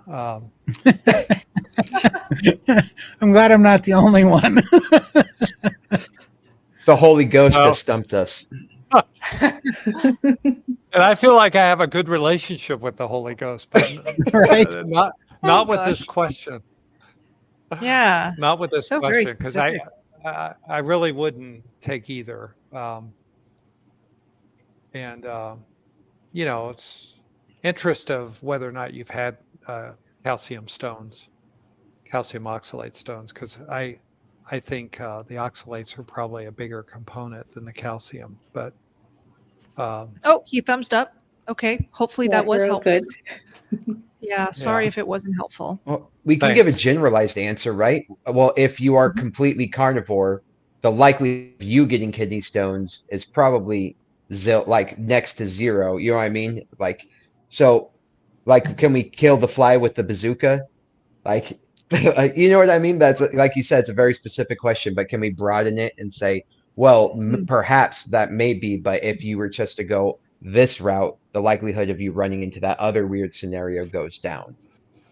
Yeah. Well, the thing we always have to be realistic though is that some people have very large calcified calcium oxalate stones, and they go carnivore, and as they start to dissolve, they can actually go down to your ureter and cause a symptomatic kidney stone that you wouldn't have got because your kidney stones were too big to pass. And so theoretically, um, it's definitely been shown that reducing inflammation in your body and cutting out oxalates will reduce the size and number of kidney stones and prevent formation of new ones. But it doesn't 100% prevent you from having kidney stones because we don't know if you have something to begin with. Well, And and I guess that's answering the question is, but yeah, it will not develop new kidney stones, right? exactly. Mm. Okay. All right, Well, it's let's back keep on going. Star Okay. Chat, Bella. Back on the star chat. Let's go to Brandon. He's at the top. Brandon says, I am a 6-month carnivore and started because I'm pre-diabetic. Oh, we already did I think this. we've done We this did one. this. We did this one. Yes, we did do this. Let me just make sure we don't repeat any. Carnivore Odyssey. How often do you recommend fasting and for what length of time on carnivore? I like this question. It's such a personal question, but we can all share our thoughts. How often do you recommend fasting and for what length? I personally don't fast more than one meal a day. And even these days, because I'm so active, I can't do one meal a day anymore because I just simply cannot eat enough to support my body's demands and my muscle building goals, to just stick to OMAD and eat enough food in general. Am I counting calories though? Still not. I don't plan to. I really don't ever want to be tied to a calorie tracker app ever again. So what I'm doing is I'm going by satiation and hunger. When I try the OMADs during me going to the gym and stuff, I feel very hungry the next day. So that's a sign to me that I'm just simply not eating enough. So that's why I'm now doing 2 meals a day. That works for me. That's the extent of fasting that I'm doing. How about you, Lindy? Yeah, I naturally intermittent fast. It's normally 2 meals a day. Sometimes I'm hungry and I'll have that third meal, and other days it might just be 1 meal. So I just go by how I feel. Todd? Yeah, I think such an individual question and such a nuanced thing for everybody, but I think it depends on how much healing you have to do. And it's not a great answer, but what I found is that both for priming priming and fasting, I had to figure out what it felt like to have a healed metabolic system and a good metabolism before I knew when I needed to eat. And by learning that, taught me when I was in good enough shape to fast. And then that's how I determine how long I can keep fasting, because when that starts to get hurt and my metabolism starts to drop, then I go back to priming. But I do a lot of pretty aggressive fasting because I have a lot of lymphatic issues that I'm healing. And so I do 7-day fasts, and I try to do rolling 7 days every week until my metabolism slows down every other week. Sorry. So I eat for a week and then fast for a week. So I do rolling 7 days. And I try to do that because of the autophagy for my lymphatic system. But like right now, I haven't done a fast in 4 weeks because my metabolism slowed down about 4 weeks ago, and I had to reprime to get it back up. Now I'm feeling great. My metabolism's back up, and now I'm going to go back to fasting here in a week. So it's kind of an N equals 1 thing. Super cool. What about you, Chad? So I used to fast once a month at the end of each month for an extended fast. Now I kind of see how far I could go. but I have drastically changed how I did that. And that's when I was like animal based before I went carnivore. Once I went carnivore, I decided to prime until I wasn't hungry. So like here's the deal. I think that we are completely distant from our food gathering and eating situation in terms of the fact that our ancestors, when they were hunter gatherers, they knew every single process that they were in when achieving their food. They knew when they were at the beginning of their hunt, the middle of their hunt, the end of their hunt. They knew when they got the kill. They knew that it was going to take this much time to get the meat back to the tribe. And they knew when they were cooking it. And a lot of people don't know this, but 20% of your digestive acids start before food enters the body, right? And your body's like priming. Yeah. It's anticipating what it is about to come. It starts releasing stomach acid by touching your food, by cooking it, by smelling it. And so your body knows exactly, like it used to pay attention to when it was not getting food and when it was getting food, and would release the appropriate the chemicals and the physiological processes in order to keep you hungry or not hungry during those times. And so that all being said is when you got the kill, there's nothing holding you back from eating a lot. You would, and like Lindy says, it's very satiating. So you would eat and you would get full. It's like you couldn't eat anymore, but there was nothing stopping you. So you would eat as much as you wanted to until the animal was gone. So what I started doing based off like learning more about that research is I will allow myself to eat throughout the day nonstop. And then once I finally hit that moment where I'm like, I'm not hungry anymore, I won't eat again until I'm hungry again. I'll just listen to my body. And so once I become completely satiated, that might take 2, 3 days, 4 days. But all of a sudden, I at this point where I'm like, that was kind of like not a great last meal. And then all of a sudden, I won't eat for 3 days because I won't have a hunger signal hit up for 3, 4. And the last time I did it was 4 days where I just wasn't hungry and decided to eat. Like, I was like, okay, fourth day, I'm feeling a little bit low energy. Things aren't making sense. I'm starting to get the brain fog. Broke the fast. So I know that was a long-winded answer, but this is something I've been experimenting with lately. And fasting on carnivore has become extremely easy only because I primed. And now I just eat until I don't feel like eating anymore. And then I don't eat until I feel like eating again. And that's been this beautiful cycle that I've been following. That's not set on a schedule. That's not set on like what stresses I'm going through and things like that. Or rather, it is set on like, rather than a timeline, it's set on what my body is feeling and I'm kind of listening and answering it. So kind of being more connected that way. So sorry about that answer, that being long-winded, but that's how I do it now. Don't be sorry. That was fantastic. Loved it.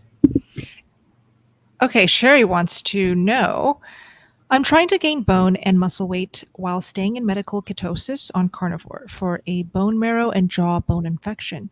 Would you go up in protein or fat? Gaining bone and muscle weight. Man, that's such a nuanced question. Just eat more meat. Like let's just keep it simple. Let's not obsess over these details, especially since you're healing, I would just focus on eating plenty of fatty meat. Also eat bone marrow. Yeah, why not? For bone marrow.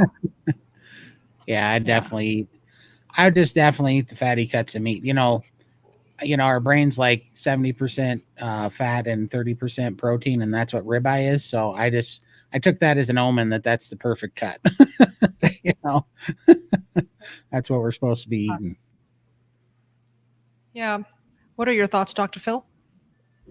The answer to the question is yes. Would you have protein or fat? Yes. Yes. Most people don't realize that your bone, most people think they need more calcium to grow bone, and you need more protein, because if you're not building the protein matrix, you have nothing to lay the calcium down on. And if you don't have enough K2 in your body, and you're not eating eggs and fatty meats, you're not going to utilize the calcium. It's going to go places in your body that's not on your bone. So I would make sure you're eating lots of fatty meat. And I probably would go 2-to-1 ratio of fat to protein when you're in an active infection like that. You need the studies on protein were all based on burn victims. And we recommend in protein that you actually get more protein than even the burn victim calculation is, which is 0.8 milligrams or 0.8 grams of fat per kilo of body weight. And we really recommend you get 1 gram of protein per pound of body weight, or 2.2 grams of protein per kilo of body weight. So Sherry actually chimed in with some more details. She says, I do. I actually, oh, sorry, not this. There was another message that she was saying her current ratio. Let me just read it because it's in front of me. I am at a 4:1 fat to protein ratio right now. Wow. That's like therapeutic healing. Yeah, but I don't know if she's getting enough protein on that. So I would make sure, because she's going to need extra protein for to make sure she's getting at least 1 gram of protein per body weight. And there it is. So it's not only the ratio, it's also making sure you're getting adequate amount of protein. Would you say for Sherry, eating more meals throughout the day would be helpful to help reach that protein target? Well, for most women, when you've got an active infection, you probably need somewhere between 45 and 65 grams of protein per meal to get enough protein. But I don't know her size. I don't know her weight. I don't know what her calculation would be. So it just depends. I mean, if she has stomach reduction surgery, there's so many factors that it's hard to make a golden rule for that. Let's keep going. Corey says, I've been keto for over, I've transitioned to carnivore 2 months ago. Now I'm dealing with tonsil stones. Does this make sense? Tonsil stones. Those are when your tonsils like harden up and they swell up almost as if they're inflamed. Yeah. No. I'm not sure. I'm not sure. This is a great question, and I'd have to research this. I don't have a good answer. When I was in practice and saw concretions, we call them concretions, or they're basically hardened secretions that are like, they literally are stones. But they're small. It's not like river rock. It's more like white sand in your tonsils. There was always a lot of inflammation in your body. And so I wouldn't think carnivore would cause that, but I would be more concerned about things like dairy and oxalates in the diet that you may not have eliminated. I would think tonsil stones would go away on carnivore after 6 months to a year. So I'm a little shocked by this. Oh, that's what tonsil stones are? Are they the things that you see people? Okay. Huh. We've got some people saying what tonsil stones are. Here's another one. Little hard white stones that form in your tonsil cavities. And this one says they smell foul, smell bad. Yeah. Yeah. Well, sometimes they smell like rotten cheese. I've had to pluck them out sometimes in the office, with a 18 gauge needle. Really? And but I wouldn't expect people who have been straight carnivore to, after 6 months, to ever have another tonsil stone. But he's 2 months in. Someone, but he said he was keto before that. So my question is, has he cut out dairy and oxalates? Right. Yeah, exactly. It could be he's oxalate dumping, because now that he's carnivore, he's no longer eating the small amounts of, or maybe large amounts of oxalates that he was eating on keto diet. Correct. Hopefully that helps, Corey. Let us know. Let's keep going. Flip again.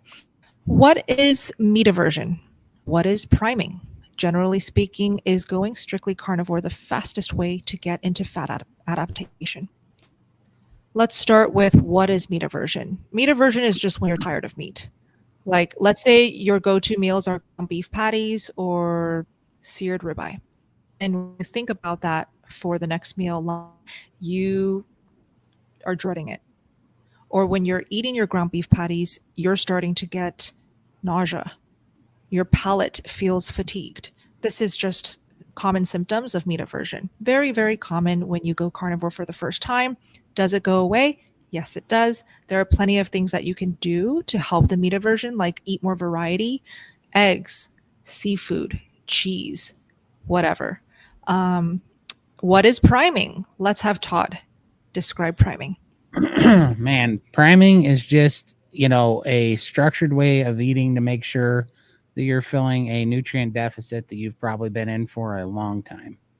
And that will boost your metabolism. It'll start to heal the body. And you got to test yourself, because it's kind of funny, because we don't even know if we're eating enough. I mean, I definitely didn't, which is funny. It's funny to be 700 pounds and find out that you don't know how to eat enough, right? That's kind of a funny little problem to have. But that's exactly what priming taught me, and it was true, right? So I didn't even know that I wasn't eating enough. I didn't even know how bad my metabolism and my the metabolic disease had me plagued. So priming is basically eating on a structure that Coach Raymond has laid out in SPG. It's actually harder to do, in my opinion. It was harder to do the first 5 weeks of priming for me than it was to do the first 5 weeks of carnivore, to be honest with you, because it's you got to eat like it's your job. But what a payoff, because you give your body everything it needs.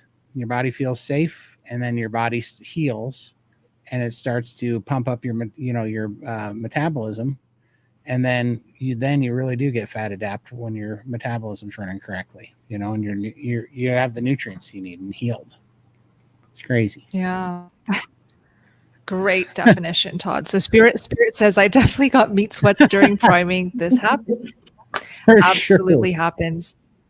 Oh my gosh, the meat sweats that I got, I needed New York City dead of winter weather to help me cool down. I was so hot. Child of says, today was my first day priming. Yay! Congrats. We're rooting you on. It's not easy, but this is a very brave and good decision. By the way, friends, I see that Dr. Phil, you're looking a bit sleepy. Go sleep, please. I want you to rest. I don't want you to start your weekend tired, and your wife, right? I had two questions that were in the chat that I wanted to answer. Okay. Our friend Gayla wanted to know, have we any of us tried benfotiamine, and which is vitamin B1, which is thiamine supplements. And I just wanted to comment. I really don't. Are you hearing me okay? Yeah. Yeah. Yep. I would just comment that I really don't think you need to be taking B supplements if you're carnivore. B supplements are something that somebody might be taking if they're on a vegetarian diet and are actually deficient. But a lot of people that have neurologic symptoms are told that they need to take more thiamine, and they end up taking tons of thiamine. But if you just eat fatty meats, you don't need to supplement and buy all these supplements, especially these water-soluble vitamins, because your body will use less and need less. And the other one, Dr. Nelson, who's a good friend of Carrie on Homestead Hal, wanted to know what my channel was. And Bella, you have the answer to what my channel was. I do. Dr. Phil is an SPG exclusive. He's only in the cool kids club is basically what that means. But hey, we now are so honored to get to have him with us on these live streams. So that's really such a huge step forward, because Dr. Phil does like his privacy. He doesn't want to start his own YouTube channel, and he really likes the community, and he wants it to stay that way. So let's support that. For sure. Yeah, and my interest is in human physiology. So I'm always love to explain, what you should be looking for and how to address some of the common problems, and I also like to help people who want to know how to partner with their doctors. And because your doctors are so important when you're carnivore. And don't get your medical advice from YouTube, but learn the questions and the information you need to be a better patient and help your doctor be a better doctor. So that's my parting thing, and I'll love see you guys that. next week. Thanks Take so care. much, Phil. Love you, Dr. Phil. You're the best. See you next See you, week. Dr. Phil. Appreciate you. Isn't he great, guys? Like every time he comes on, let's send him a bunch of love, because this is not his comfort zone at all. He's not used to, just sitting in front of hundreds of people and then, being watched by thousands more. So For sure. he's doing his best and he's doing fantastic. So Yeah, for sure. absolutely. Legitimately, my favorite part is listening to Phil answer the questions. I learned so much. Yeah. I also might take off as well, if that's okay with everyone. Oh, Chad, no problem at all. I know you have a family, you have kids, kiddos. Yeah, I Appreciate it. promised them to do a couple more things with them tonight, so I better get to them. All right. Appreciate it, Chad. No, don't let us leave you. Love you, Chad. You're the best. Yeah. Thank Have a you so great much. night. My daughter Zenobia said to tell you hi, and she was so excited to Aw. make your pancakes. Yay. Tell her I love her. Hi, Zenobia. Okay. Yay. All right. Bye, guys. I Chad. appreciate Bye. you. Bye. See you tomorrow, Bye. Chad. Anytime. Appreciate you too. Whoa, All look at right. this view. 3 people. Whoa. It's like so close. That is way too much. That's way too much hat. Let's zoom All right. Let's whoa. out. Is that better? Scary. Todd, you're so funny. Your eyes are probably 10 times more sensitive than mine. I can't even imagine how sensitive your eyes are. Oh man. Here we Yeah. go. Yay. Okay. Oh, Gunther again. Thank you all for your answers. Some follow-up details. I do 100% strict line with no cheat meals. Only eat 100% grass-fed beef fat trimmings and beef. 2-to-1 fat to protein in grams. And I eat until satiated. So that's 2,500 calories per day. Okay. Lots of great detail here. That is. Gunther, yeah. I had to eat, I was eating 1,400 calories when I didn't have any energy. And then for the first 5 weeks, it took me about 5 weeks to get up to eating probably 3,000 calories. But then my appetite opened up. And when my appetite opened up, I started eating 7 pounds of meat a day. And I continued to do that for about almost 6 full months. From the beginning of priming to the end of priming, I was about 6.5 months. And I ate 7 pounds of meat a day for almost 6 full months. And then my energy went through the roof. Everything healed. My eyes healed. My hair grew back. Just everything was healing. And then I got energy like I didn't even know was possible. Like sleep for 6 hours, pop out of bed, work for 14 to 16 hours, have good brain energy. I mean, it's crazy. And then, a real testament to priming too is Thomas DeLauren has a video out there, and I think it says like, my 10 best guests advice on losing weight. And one of the experts that came in was actually a Do you remember coach. the name? I don't remember the name. I'm going to find the video because I keep referencing this. Yeah. And I'm going to have to go back and find do. the video. Yeah, because Okay. It was pretty impressive that he was a very high-end UFC coach, and he used basically priming. Because he said when his fighters would come in, he would put them on a calorie restrictive diet, and he would work them out even, 10, 14 hours a day, and they wouldn't lose weight. And he needed them to cut weight. And so in order for him to get them to lose weight, he first had to feed them like 3,500 to 4,500 calories a day, get their metabolism up. And then he could cut their, like he said, he was trying to cut their calories at first to like, 1,700 calories, 2,200 calories, and work them 14 hours a day, and they weren't losing weight. So he fed them like 3,500 to 4,500 calories a day for a few weeks, got their metabolism up, and then cut them down to like 2,500 to 3,000 calories, and then they would lose weight. And that's like, he was training professional UFC fighters for big money matches, and he even acknowledged that was what he had to do to get them to lose weight. That's very fascinating and very much aligned with, the whole concept of let's feast and fast, prime and fast. So hopefully that gives you some inspiration, Is it Gunther? Gunther? Shoot, I forgot the name. Oh, hold on. I got took it. down the question. Thank Yeah. you. Yeah. Yeah. Hopefully that helps you, Gunther. I wanted to just chime in on the whole fat to protein, 2-to-1 fat to protein. So he's eating grass-fed beef fat trimmings, which is fantastic. Are you eating it raw or cooked? Because I have found that's made quite a difference in my energy levels and also how easily it digests for me. When you eat grass-fed beef fat trimmings, and guys, if you're in the live stream, chime in. It will taste like a candle, right? It tastes very waxy. It has a very sticky, chewy consistency and texture. It gets stuck to your teeth. But that is the consistency of beef fat raw. When you eat it like that, for some reason, I have found that it just digests so well. And it almost directly gets translated as pure energy, especially if you are already fat adapted. So I do really love snacking, relying on raw suet or raw beef fat trimmings when I need that boost of energy, if I don't have butter. Any thoughts, Lindy? I actually love tallow. I know you're the steak and butter gal, but I love my tallow and I'll just grab a spoon. Love it. And That's great. gone. I love it. Yeah. So definitely tallow for me all the way. Perfect. There's plenty of ways to get the fats up and maybe push the energy up as well. You could even try playing with 3-to-1, Gunther. Okay, let's keep going. Go. Oh, fat does not make you fat. Oh, see, steak and buttergal. Thank you all. I guess she just really he or she wants to emphasize this. And very well said. Fat really doesn't make you fat.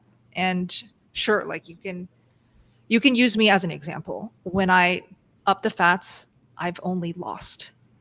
And at this point, to be honest, guys, at this point, I don't really want to lose any more weight. Like I just don't. I'm at a point where it's like, whoa, maybe my metabolism is so revved up, so fast, so up to par that now I have to do the opposite of things that I've been saying, okay, do this for fat loss, do this for fat loss. Now, personally, I'm at a place where I am not trying to lose fat. I'm trying to gain healthy weight. Yep. And truly, this is a blessing to even be able to say this. I recognize that most people are going to think, oh, Bella, you're so freaking lucky to get to say that. You would never understand. Like, I've tried my whole life trying to lose weight. That was me. Maybe up until the beginning of this year is when I really felt like my metabolism was just revving the hell up, Until the beginning of this year, I have struggled with my fat loss goals for my whole life. Being a vegan for 6 years, my weight fluctuated so much. I had intense cravings. I never felt full. My hormones were wrecked. And so, yeah, fat not only doesn't make you fat, it heals you inside out. I want to thank my favorite food in the world, butter, for giving me all these results. What are your thoughts, Todd? Oh, absolutely. I mean, I sit here and I don't lose any weight at 1,400 calories, and then Raymond turns me into an eating machine, and I'm eating 7,000 to 8,000 calories for 6 months, and I lose weight. I gained weight at first, 21 pounds, but it was all just the food that I was eating that was in my system and a little bit of fluid. As soon as I fasted, that 21 pounds came off in 5 days.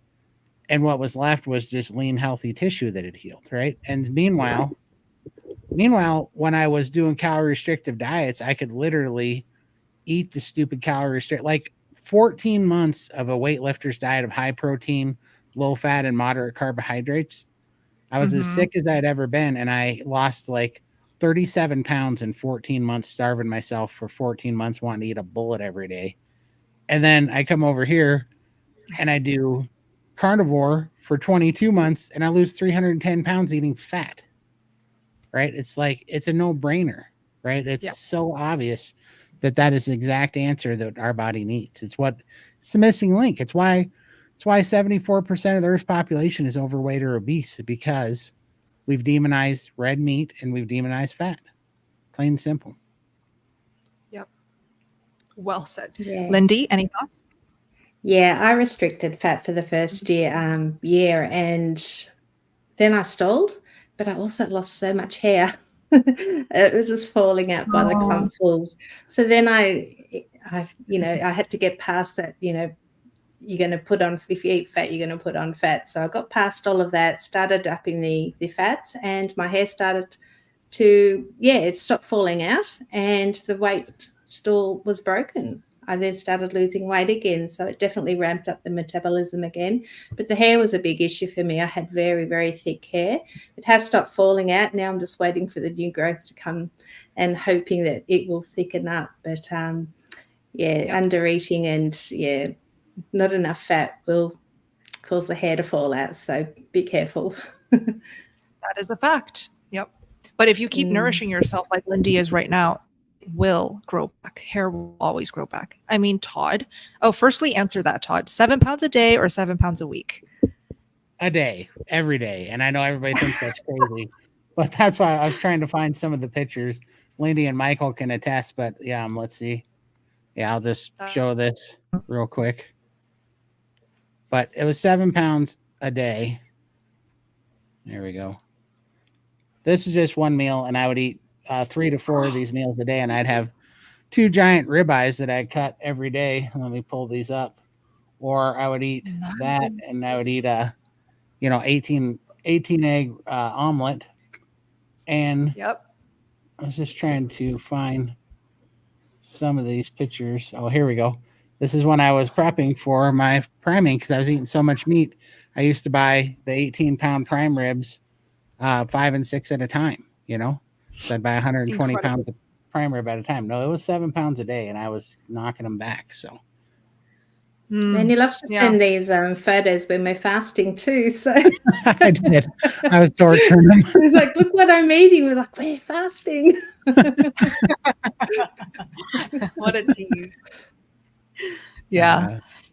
Todd is definitely the one person that can eat more than me because at my maximum, I can eat 5 pounds of meat a day. Now, where I am at now, I cannot reach that. Like, even if I tried my hardest with all of my might, I don't think I can get back to 5 pounds a day. So I honestly miss those days. And that's why I always say, when you have that ravenous appetite in that bottomless pit, wow, that is a gift. Enjoy it. Enjoy it. Don't fight it. And it comes to you, right? Like I had a big stomach because I could overeat before, but I couldn't eat that much meat. And after the first 9 months of OMAD and carnivore, I couldn't eat more than 1.25 pounds of meat. It took 5 weeks to get to that point, but I kid you not, it was like that was when I really became a believer on priming because my appetite opened up so much. I wasn't forcing myself to eat 7 pounds of meat a day. I couldn't not eat 7 pounds of meat a day. I was ravenous for meat. I couldn't get enough of that stuff. And so I just had to lean into it. So it's a very real thing. And it's when your body's finally going, oh, we can heal. We got so much healing to do. Let's just do this. And then let's go sleep. And I kid you not, I would eat 7 pounds of meat over about 3 meals. And then I'd be tired and I'd go sleep for like 7, 8, 9 hours, which for me is a ton. And I'd wake up and I would visibly be skinnier. I would visibly have less inflammation and I would see changes on me and my posture was better. I got taller. I got taller during the priming. It was crazy. That's so cool. Couldn't believe it. Wow. Yeah. We hear all these magical miracle stories, but we keep hearing it. So it can't be made up. These are real people also feeling the deep, deep healing and fantastic miracles. It's very inspiring. Awesome. Let's keep going. Oh, I just wanted to take a moment to say thank you to all of you live streamers still on with us. Thank you so much for being here. Like it's now, how long, Todd? How long has it been so far? It's been 2 hours and 24 minutes. Okay. 2 hours and 24 minutes. If you're still here, I see you. I really, really thank you for your support and for interacting with us because it keeps us going, gives us a lot of energy. Let me just feature some of your wonderful comments. Bella, you seem to be getting more and more. Whatever. Thank you, Ricky. Thank you so much. You have a fan. I hope you have a girlfriend or a wife who's also carnivore. You deserve it. For sure. Let's see. Hi, Phyllis. Oh, is Phyllis here? Hi, Phyllis. Welcome. Ooh, look at this. I'm cooking 60 pounds of brisket right now. Oh, is it 60 That's pounds or awesome. 60 ounces? Either way, that is awesome. That's awesome, man. Ooh. I actually get cravings for fat. Yes, fat. 100%. It's really natural. It's really natural. Don't fight it. Yeah. Homie can eat. I think they're talking about you. I know, and I shouldn't be Absolutely. proud that I can out eat Bella weighs like 110 pounds, but I am actually proud. You should be. Oh, Randy, piano. Now that I have your attention, you actually did have my attention using that word. I absolutely love your videos, Bella. LOL. Thank you so much. I'm so happy you love them. I thank you for your support, Randy. Awesome. Shall we go back to questions? Let's Sure, keep answering them. Let me make Okay, sure we you don't can have put any it up. supers. Okay. Yay. All right. You're so welcome, Spirit. This is Appreciate so you fun. so much. Yeah. All right. Hi, Carnivore Health. How can I raise my free T3? Taking 10 drops of 2% Lugol's iodine a day. I tried Armor, now on L-thionine 22 and levothyroxine 50 mcg. Yet my All right. free T3 remains low. So Todd and Lindy, you guys are fantastic for this. Todd takes Lugol's, and I believe Lindy, you take levothyroxine, or is it Armor? Thyroxine. Yeah. Mhm. Levothyroxine. Yeah. Mhm. Yep. My, Go my, ahead. Oh, Go ahead. you go, Todd. Okay. Yep. I take the Lugol's 5%, but I take 20 drops of it, 50. You're taking 50 micrograms. I take 50 milligrams. So I quite enjoy that, and it's helping a lot, but a little bit crazier, and you don't have to do this, but a little bit crazier is I eat 54 raw egg yolks a day. I do, and it's not as bad as it sounds. It's just about 12 ounces of egg yolks in this cup. It fills it up to about there. It's about 12 Okay. ounces, and it's Not 18 bad. egg yolks. Yeah. I do that 3 times a day, and egg yolks have DHA in them, which is precursor to your hormones for testosterone and T3. And I found my testosterone was incredibly low, and my free T3 was incredibly low, and it over tripled in carnivore doing the 54 egg yolks a day, and that's what I'm doing now. And I just look at it like I'm taking 3 protein drinks a day. This is how I look at it. So I would try egg yolks. Great hack. Oh, good to know. I'm having quite a lot of eggs now, so I'm hoping that's going to help me. I'm on 175 of the levothyroxine, and I'm due to go and have another blood test in the next couple of weeks just to see if my levels have stabilized, but I'm hoping to reverse that one day. Dr. Lisa Wiedemann recently did a sardine fast, and they talk about the sardines really help with the thyroid and healing. That's something I really want to try. So I'm thinking of doing that over the next week, and then go in and have my blood test and see if that makes a difference as well. So that's something to great. look into as well. That's a lot. Yeah. All great tips. Let us know, Carnivore Health, if any of those make any difference for you. Okay, this next. Oh, sorry. Were you going to put a different one? Yeah, no worries. You can put whichever one you wish. Okay. Yeah, this is what's next on my list. So Lynn's says, I'm 3 months carnivore. I started hoping to improve chronic bloating and to heal low thyroid function. Still have bloating after every single thing that I eat. How long could this take to improve? Bloating. With 3 months carnivore, I wonder if the bloating is due to oxalate dumping, still detoxing things from what she was eating before carnivore, or if she might be eating some ingredients in her carnivore diet that might be causing the inflammation or the bloating or the indigestion, right? So dairy is the first food that comes to mind that can cause bloating. And egg whites for me can cause There you go. bloating. Even egg whites. Yeah, so when people come to me and they go, I'm carnivore and nothing's happening, this isn't happening, that isn't happening. Sometimes people don't understand how some people will eat packaged meat or canned meat or whatever and not understand all the crap that's in some of those, you know. Some of them are okay, but some of them are really bad. And it also depends on how clean a carnivore you are, really. And for myself included, because when I was eating a bunch of, I was bad when I was first trying to do ketovore, carnivore, for eating sausage and stuff. And there's a lot of junk in sausage, you know, they fill it up with a lot of crap. That was making me bloated. Yeah. Yeah. So, Linz, take a look at your current carnivore diet. What are you eating? Are there any processed foods? So, this includes sausages, like Todd said, bacon. Bacon can sneak some really nasty ingredients. So, check the ingredients list and then play around with egg whites and dairy. Let us know if that helps. Okay. This is from Child of Elohim. How much fat should we be consuming daily? Well, let's just all share how much fat, typically we consume per day. For me, it's, now I have to think. I don't track. Okay, let's just say my first meal, I'm having 80-20 ground beef, usually about 2 pounds of 80-20 ground beef. Okay, so that's how much fat there is. And a side of raw cheese. If I don't have raw cheese, I'll just do my usual butter. I'll have like 2 tablespoons of butter with that first meal. And then the second meal, I'll have like a fatty steak, like ribeye, or just more fatty ground beef, more butter if I need it. It's just like my answer is eat as much fat as you possibly want. There's no limit. How about you, Lindy?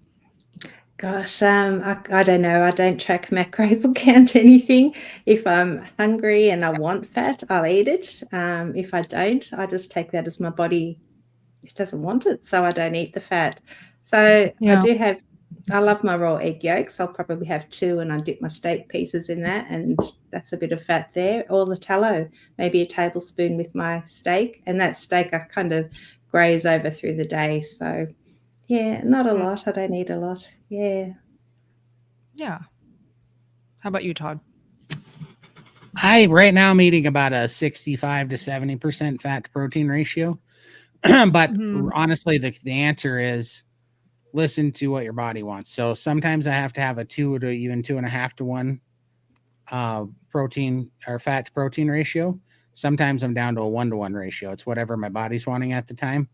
But there was a time that I had to go to 2 to 1 because I ended up being more efficient with gluconeogenesis than I was being fat adapt. But what changed that for me was dry fasting. Dry fasting really kicked my fat adaptation in gear because it forces your body to go get the metabolic fluid out of your stored fat cells, which makes you way more fat adapt. So when that happened, I actually required less dietary fat because without going into gluconeogenesis, because my body was more efficient at getting stored body fat, which is optimal. So right now I eat about a 1.5 to 1 fat to protein ratio, if that all makes any kind of sense. That's awesome. Let's keep going. Ahmed, I started carnivore 3 to 4. I do remember doing this. Yes. So let's unstar that. Okay. How about this one? Crystal, I'm almost 120 days carnivore. I am a non-smoker of 3 weeks. Congrats. This has not opened my appetite, but seems to have closed my appetite. Should I just power through and prime until the appetite opens? What do you think, Todd? And add cheese. So I quit a 26-year nicotine addiction, and I lost my appetite too when I quit chewing. That was last October. So we're coming up right on a year. And I lost my appetite. And Raymond gave me he was my coach at the time, and he gave me beautiful advice. And he said, when you're going through something like this, to open up your appetite, bring back the things that open up your appetite. So for me, I brought back cheese. That opened up my appetite. And that's why for now and always, anytime I don't have an appetite and my metabolism's low, I go for the dairy. So that's my crutch. It always works. Cheese always opens the appetite. Yeah. Do you have thoughts, Lindy, that you wanted to share? No, I've never smoked, but definitely adding the cheese to increase the appetite. If you're having coffee, that can be an appetite suppressant as well. So maybe have your coffee for dessert and not before meals. That's maybe another one to increase the appetite. Perfect. Okay, please help. Hi, everyone. This is Tony and Tammy from Arizona. Hi, Tammy. I have Hashimoto's carnivore since February 2024. The anxiety has come back. Is it because I don't eat grass-fed meat? I don't think not eating grass-fed meat will cause anxiety to come back. For me, I had terrible anxiety, like terrible anxiety. For me, the only time that my anxiety came back was also the reason that I came to SBG was because I was under eating.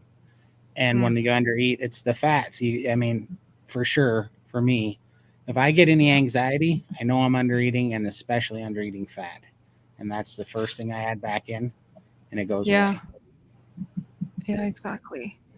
So I'm just thinking, if the not eating grass-fed meat has been a constant variable the whole time, and then your anxiety comes back in the middle of that it cannot be from that, right? It's got to be from something that you were playing around with. Did Tammy add something in that she has never added in before? Maybe like some spices, maybe milk, things that just might spike the insulin. I would be detective and look towards those types of things rather than just thinking, oh, I'm not eating high quality enough. Yeah, we don't think so.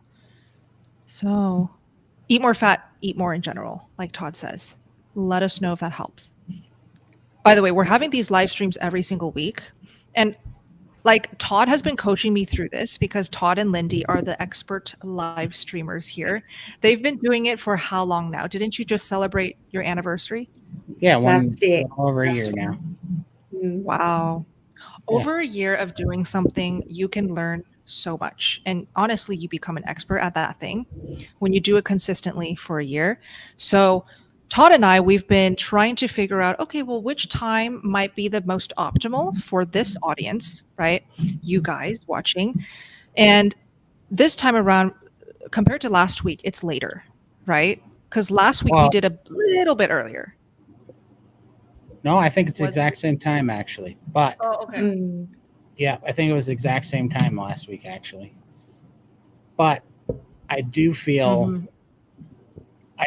that that earlier might be a little bit better. Yeah, I think so too. So let's test that next week.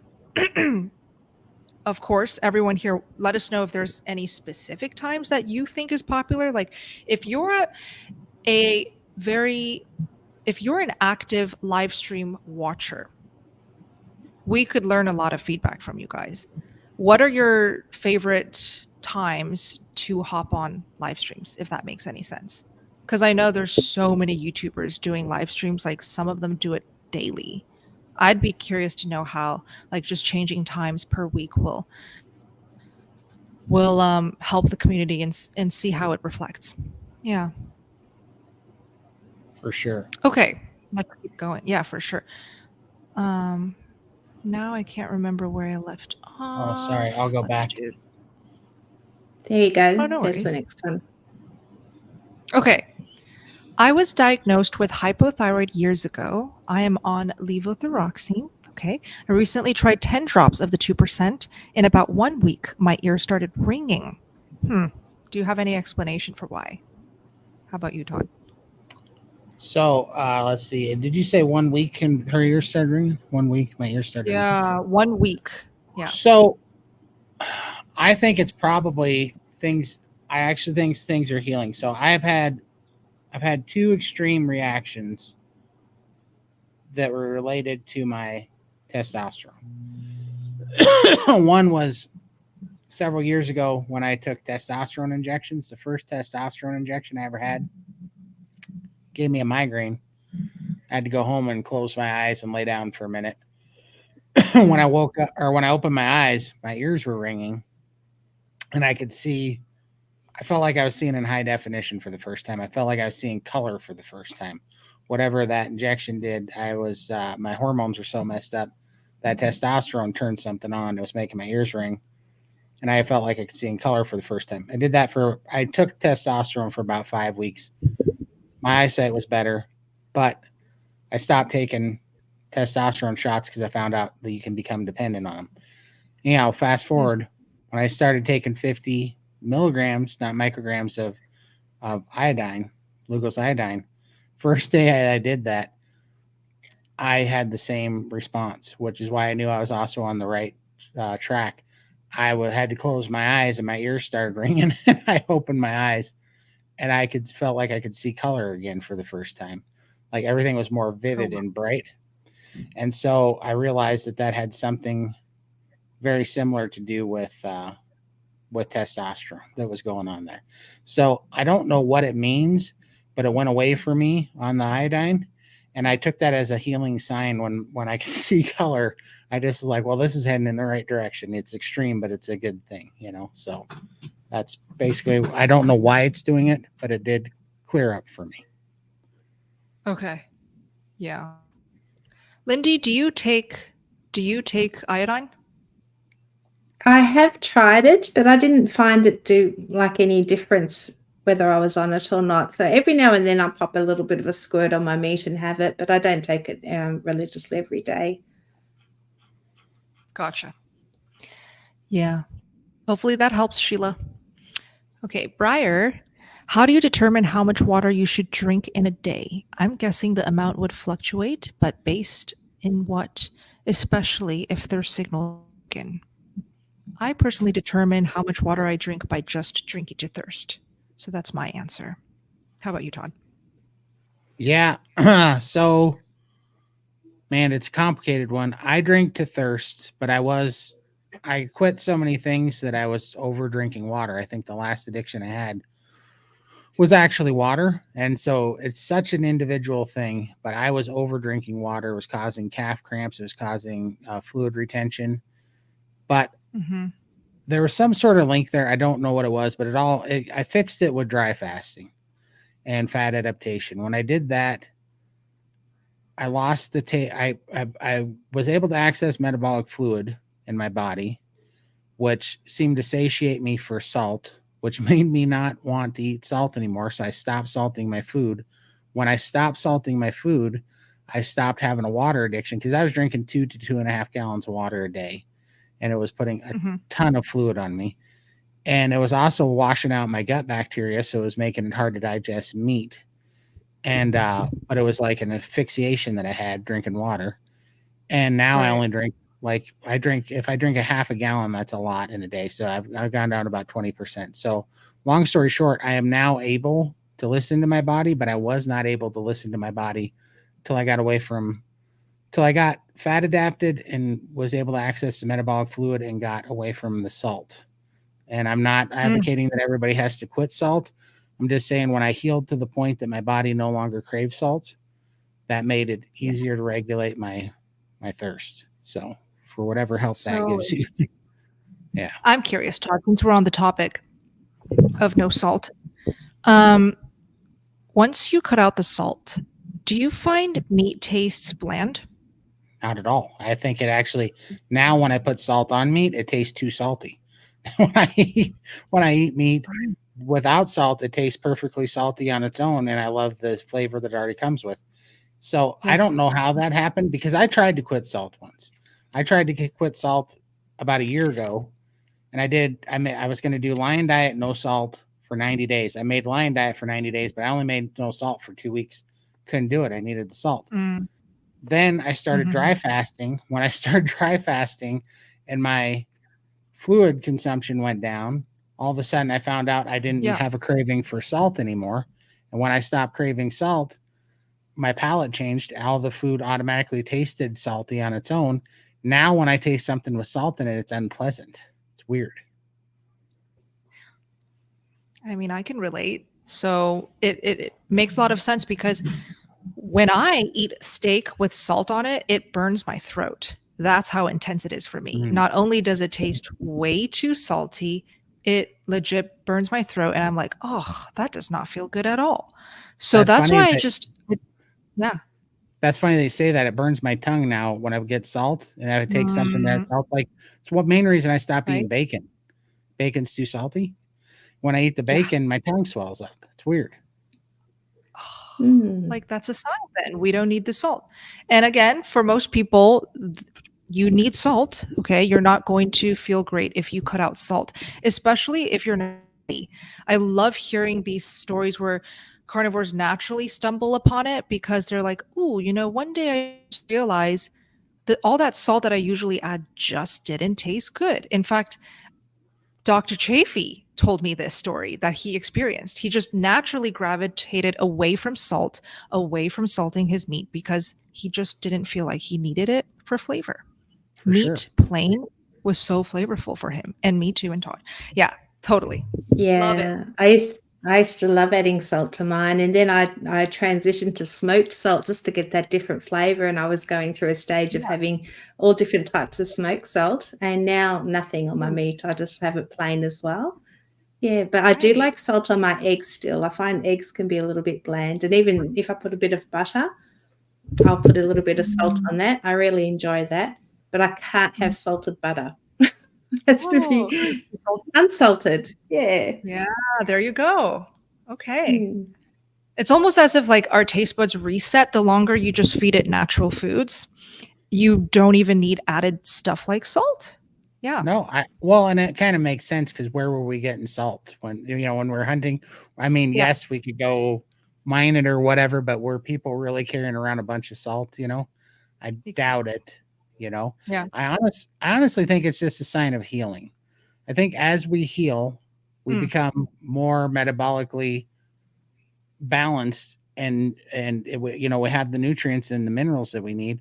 We stop needing them, and for me, I know for a fact that it was when I became like hyper fat adapt, I stopped needing salt because I was able to get the perfect metabolic fluid out of our bodies like we're supposed to have it, because my electrolytes were finally balanced, So, Exactly. Yeah, just let me put up some messages regarding what we're talking about here. I hear you, Lindy, not a fan of salted butter. Yeah, I've tried to enjoy salted butter. It's just so salty. And I don't understand why they add it to like those cookie recipes, dessert recipes for baking. I guess adding salt to sweet stuff maybe makes the flavor more complex. I don't know. well, I know that they figured out with salt. So, like this, that's why soda. If you look at Coca-Cola, it's got the sweet, the salt, and something else in there. I forget what it is.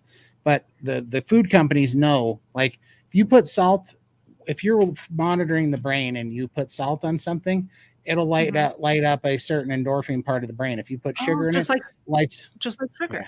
Interesting. Yep, just like sugar. But for them to get the hat trick, there's like 3 ingredients that they put in everything. Salt is one of them. Sugar is one of them. And there was a third one. I forget So what like it an is. acid or something. I Yeah. watch a lot of cooking shows, and they use all of those little tips, and you need to balance it. You need some acid to break this, and that's the way they talk on it. Yeah. It is. And if you watch, Robert Lustig is the first guy that I seen show this, but the Coke companies, they literally are making addictive drugs out of this potion that they make with these highly active, they stimulate your brain and they cause endorphin fixes in these like 3 parts of your brain. And salt is one of those things. It's why they put it in soda. Salt and sugars and everything because of that. Yeah. That's very interesting. So John says salt is still better than sugary barbecue sauce. That is a fact. 100%. That is a fact. Yes. Yeah. Facts. I saw another one. Okay. John wants to know, have you tried steak with savory soy sauce? So the thing with soy sauce, it's very problematic. Bad for the testosterone. Way bad for the testosterone. Oh, okay. Because of the soy? Yeah, soy microplastics and seed oils are the 3 biggest things that wreck men's testosterone. That's what wrecked my testosterone. So I stay away from soy like it's the devil, Yeah. Wow. Yeah. And soy sauce is full of that. Yeah. I believe there's gluten in soy sauce. I think so. I should know. I'm Asian. I should know. That's why in health food stores they have gluten-free soy sauce called coconut aminos. If you know that ingredient's so popular in vegan communities, coconut aminos, because it's gluten-free. So I think there's actually quite a lot of problematic things about soy sauce, but no, I have not tried it. Yeah, soy sauce full of estrogen. Yeah. Okay. There you go. There you go.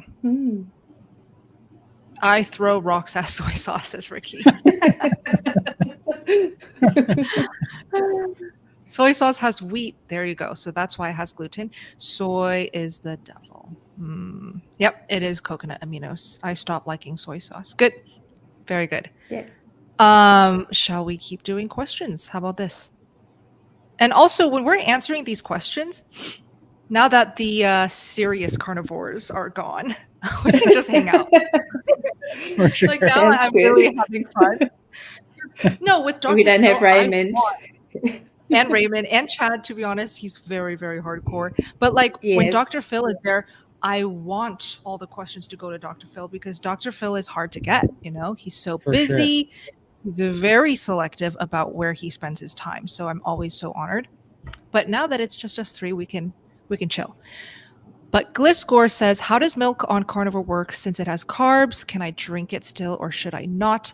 I eat cheese and dairy. It sits fine with me. I haven't played with milk just yet. Maybe I will. If I want to see if it helps with the gains, maybe I will. But right now, kefir is working great for me and cheese is working great for me too. How about you, Todd? You know, I don't do any dairy unless I'm trying to prime and I'm having a hard time opening up my appetite. So other than that, I stay away from it. But it's just because I'm doing carnivore to heal and to lose weight. So it depends on why you're doing carnivore. If you needed to eat more, if you're not eating enough, if you're under eating and you need to gain weight, then absolutely drink your milk and you don't have to worry about the carbs. But if you're trying, if you have a carb addiction, a sugar addiction, and you haven't gotten free from, you know, I think anything that makes you not be able to stop eating or eat the way you want to, you should be able to choose what you want to eat and not have any fight from your body, you know? So like you shouldn't have to fight a craving when you're trying, like you should be able to tell your body you're going to eat, you know, eggs or bacon within reason. You might get a little bit of meat aversion, but if you're doing something that's making you go, I'm eating this, but I really want a donut or, you know, some carb, then I think it's a problem. And for me, milk was that thing. So I don't do it at all. I stay away from it. Plus, like Charlie always says, milk, cow's milk is for making little cows into 400-pound steers. So that casing really does open up your appetite, you know? Absolutely. How about you, Lindy? Yeah, I was just going to say that point. Dr. Berry says, you know, all mammals feed their babies milk to make them fat. So obviously I don't want to gain any more fat. I need to lose it. So I stay away from milk for that reason. And dairy as well. I just find I get inflamed with it. So I love dairy, but dairy doesn't love me. So I need to stay away. But if you don't have any issues with it and you're enjoying it and you're reaching all your goals, go for it. Fantastic. Well said. So question for everyone in this live stream. I'm very curious how dairy sits with you all. Do you guys incorporate dairy? And what types of dairy? Feel free to share that in the chat. I'll feature your messages. Okay, let me just go here. This is a great one. What do you eat to prime? Anything carnivore. You don't have to be picky or selective. In fact, the more variety, the better is what we've seen with community members when they prime, because you don't want to restrict, for example, lion diet while priming. That's going to be tough because you're going to really hate eating 3 meals a day, every single day, eating the same ingredients. What are your thoughts, Todd? Yeah, you got to open up the diet especially when you're first priming. You got to open it up to anything, and that includes milk and all those things that I just said. That's why I said, unless you're priming and you need to open up the appetite, you need to use all the cheat codes you can to open up your appetite and get the food in. And then once you're there, you know, once you've done it, you know, once you've done the main prime, then you can kind of play with it because you can kind of understand it a little bit better. But that first time to kind of retrain your appetite, you know, cheese, you know, sour cream, cottage cheese, yogurt, all that stuff. It's all on the table for me anyways. So yeah. Do you recognize that's Charlie? Charlie, yeah. Right there. I didn't know that's him. So CC is Charlie because I recognize this because he always does. Exactly. So cute. That's, so cute. That's Charlie and Marilyn. Thanks How guys do so you much. do that? My fingers don't Charlie work. and Marilyn. Oh, you can't do it? Oh, Todd can do it. No, I need to tie my fingers. Oh, you Try the other weren't hand. No. you weren't a fan of Star Trek then when you were a kid. It's a Star Trek thing. I'm weird. Yeah. No. Not at all.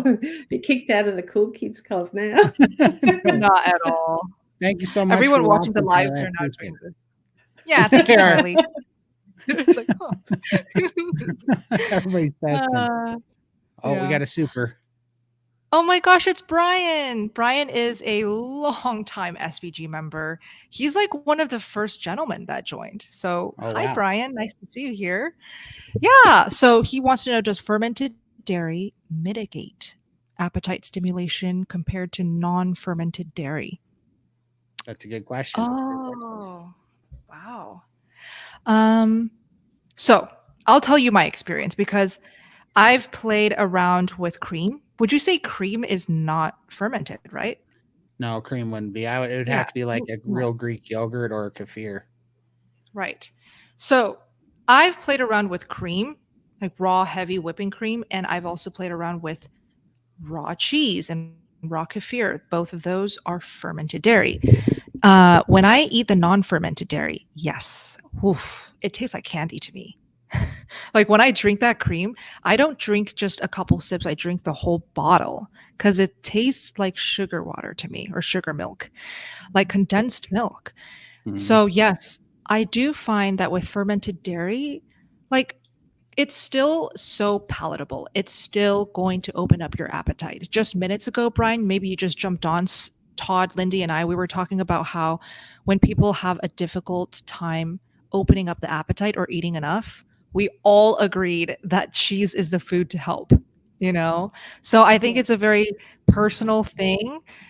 I will raw dairy, raw cheese and raw kefir has not been like it's only brought such great benefit to my life and to my strength goals.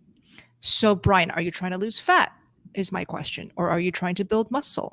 Because fermented dairy can really serve you really well if you want to build a lot of muscle. What are your thoughts, Todd? Yeah, I mean, fermented dairy, I think it would still cause the appetite because I can't imagine. I think it's the casing in the dairy that causes the appetite. You know what I mean? And so I would think that I don't think fermenting it gets rid of the casing. Now I have seen fermentation get rid of oxalates and also capsaicin in vegetables, but I don't know that it would get rid of casing. That would be something interesting to look at. But I mean, for me, that'd be a really easy thing to test because it's day and night different as soon as I have dairy with casing in it. I mean, my appetite, all of a sudden, it reminds me of the old me where I want to sit there and eat twice as much as I normally would. You know what I mean? Makes sense. How about you, Lindy? Yeah. So you're saying Greek yogurt, would that be fermented dairy? Is that right? Yeah.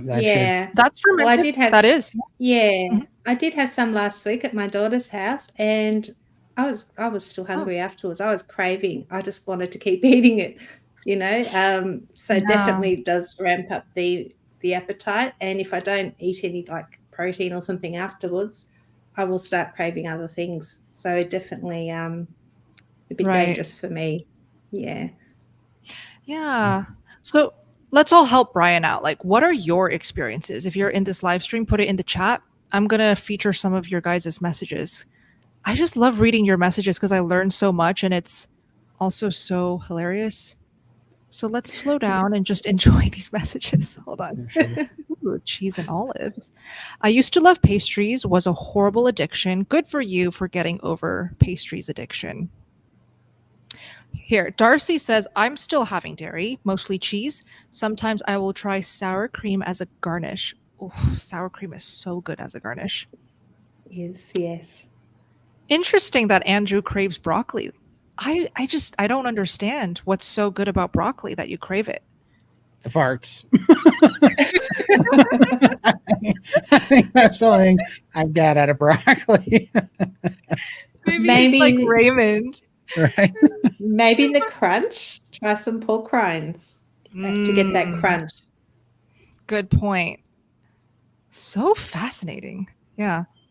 Oh, I see a super chat. Hold on, let me just feature some more here. No worries. I love Parmesan that's unpasteurized. Me too. It's so good. Cheddar, mozzarella, cream, sour cream. Oof, those are all great dairy products. Yum. Yeah, Ooh, I Parmesan like for the win. right. Parmesan is so good. I like Organic Valley grass-fed organic raw sharp cheddar cheese and full-fat cottage cheese.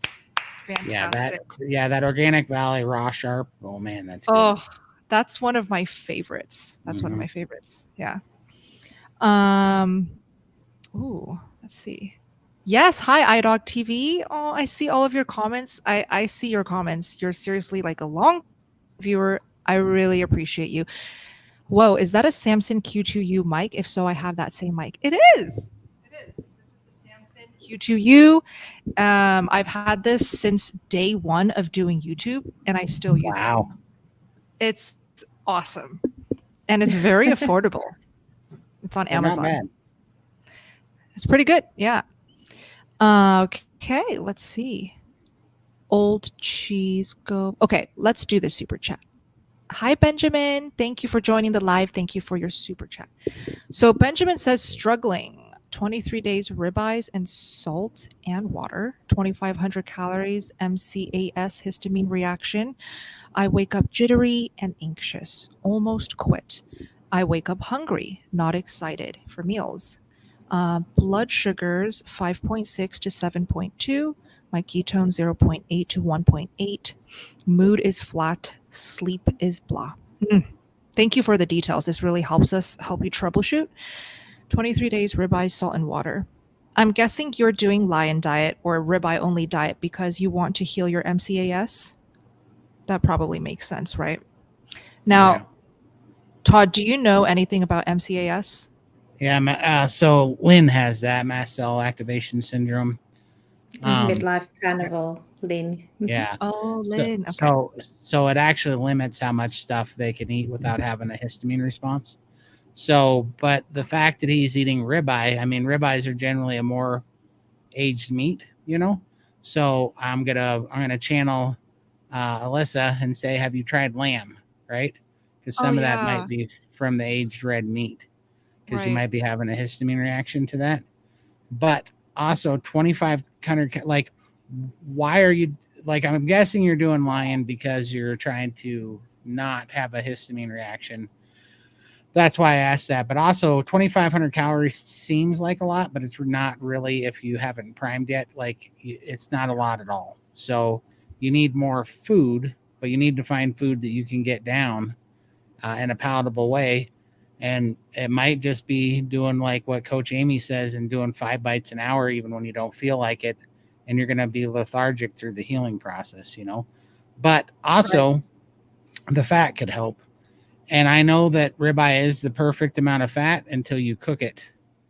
Lamb is disgusting. Yeah. Oh. I can relate to that because lamb, for me, lamb has the grossest aftertaste. It tastes so gamey. I can't even swallow it when that hits. Do you know that there's 2 kinds of lamb though? Non-aged and aged, right? Well, no, there's actually like there's 2 kinds. Well, it depends on what they eat. I forget what it is because I don't eat enough lamb to know this, but I agreed wholeheartedly with you. I thought that I hated lamb for forever because I had lamb twice and it tasted like the worst gamey junk I ever seen. I was like, who eats this crap? Right. Exactly. And then I just found out it was like a bougie type of like all natural lamb. And it turns out if you eat like the Costco lamb, it didn't have that. So really, like, it was way better. And I was like, it doesn't have the gamey taste to it at all. It has like, it tastes like a filet mignon, only a little bit softer and tastes like beef. And I'm like, oh, this is way better. Yeah. So I'm right there with both of you. Yeah. You can try it when you come here. We'll have Australian lamb. It's beautiful. I love it. I will. And I can't wait to when I go to Australia. Okay. Yes. Well, so I'm right there with you, but there is 2 types of lamb. I remember looking at it going, why is this such a why was it so disgusting before? And this is awesome. And there's 2 types of lamb and it's what they feed it. So it is totally different. Yeah. That is mind blowing. I will try it. So back to Benjamin's struggles. Oh, Yes, Yeah. I cook. Oh, there you go, Gayla. Hi, Gayla. I cook all my meat from frozen and it does not trigger my MCAS. Okay, so Gayla has MCAS herself. This is a very valuable tip. If you're not doing this, Benjamin, something for you to play around with to see if it helps. Even cooking meat that is not frozen and that has been sitting in a butcher shop or on the counter for days, weeks, months even will trigger MCAS, believe it or not. So like Yeah. we feel for you. You really do have to be so strict about certain things, but it will make a difference when you consistently do it and finally heal. And once you're healed, you're good to go. You can finally open up that variety. So I'm trying to think what else to help Ben. Colorado lamb chops at my local steakhouse is not gamey. Good to know. Thank you, W. Well, when he says that I wake up hungry but not excited for meals, that's also tough because he has to restrict his variety right now to heal. Yet he's not getting excited about his meals because he's so limited, you know? Yeah, for sure. It is really tough. And I did Lion, and when I did Lion, I had to, and I don't know if you can do this or not, but I had to incorporate that was when I started playing with adding some different meats in. Like I was getting different cuts of meat, like filet mignon. It's when I started smoking them, which you might not be able to do. Some people can handle it with MCAS. Some people can't handle it. I also had to start. I bought an air fryer, and I started playing around with cooking temperatures in the air fryer, basting it with some butter and stuff. I had to start doing things when I did 90 Days of Lion because it's really easy to get meat aversion on Lion Diet. Made beef jerky. That was one of the things I did too, was make beef jerky in a dehydrator. But I don't know if you can do these things without causing that. It's kind of like aged meat, so it's really tough. Yeah. Okay, Benjamin, I see this. I'll keep trying. I buy low histamine meat or same day from my butcher. Yeah, try out these little pointers and ideas that we shared and also from the people in the live stream. And then one more thing is just try eating your fat raw. For sure. That could be really healing. Yeah. Beef fat trimmings raw. Did we miss this one? Yes, we did. I don't think we got his follow-up. Okay, so Brian says, I'm new to kefir and I love it. By the way, guys, am I saying this word correct? Is it kefir or kefir? Everybody I know calls it kefir, but I think it's actually wrong. I think it's kefir. I say kefir, but okay.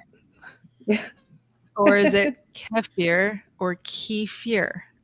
No, it's just like so confusing.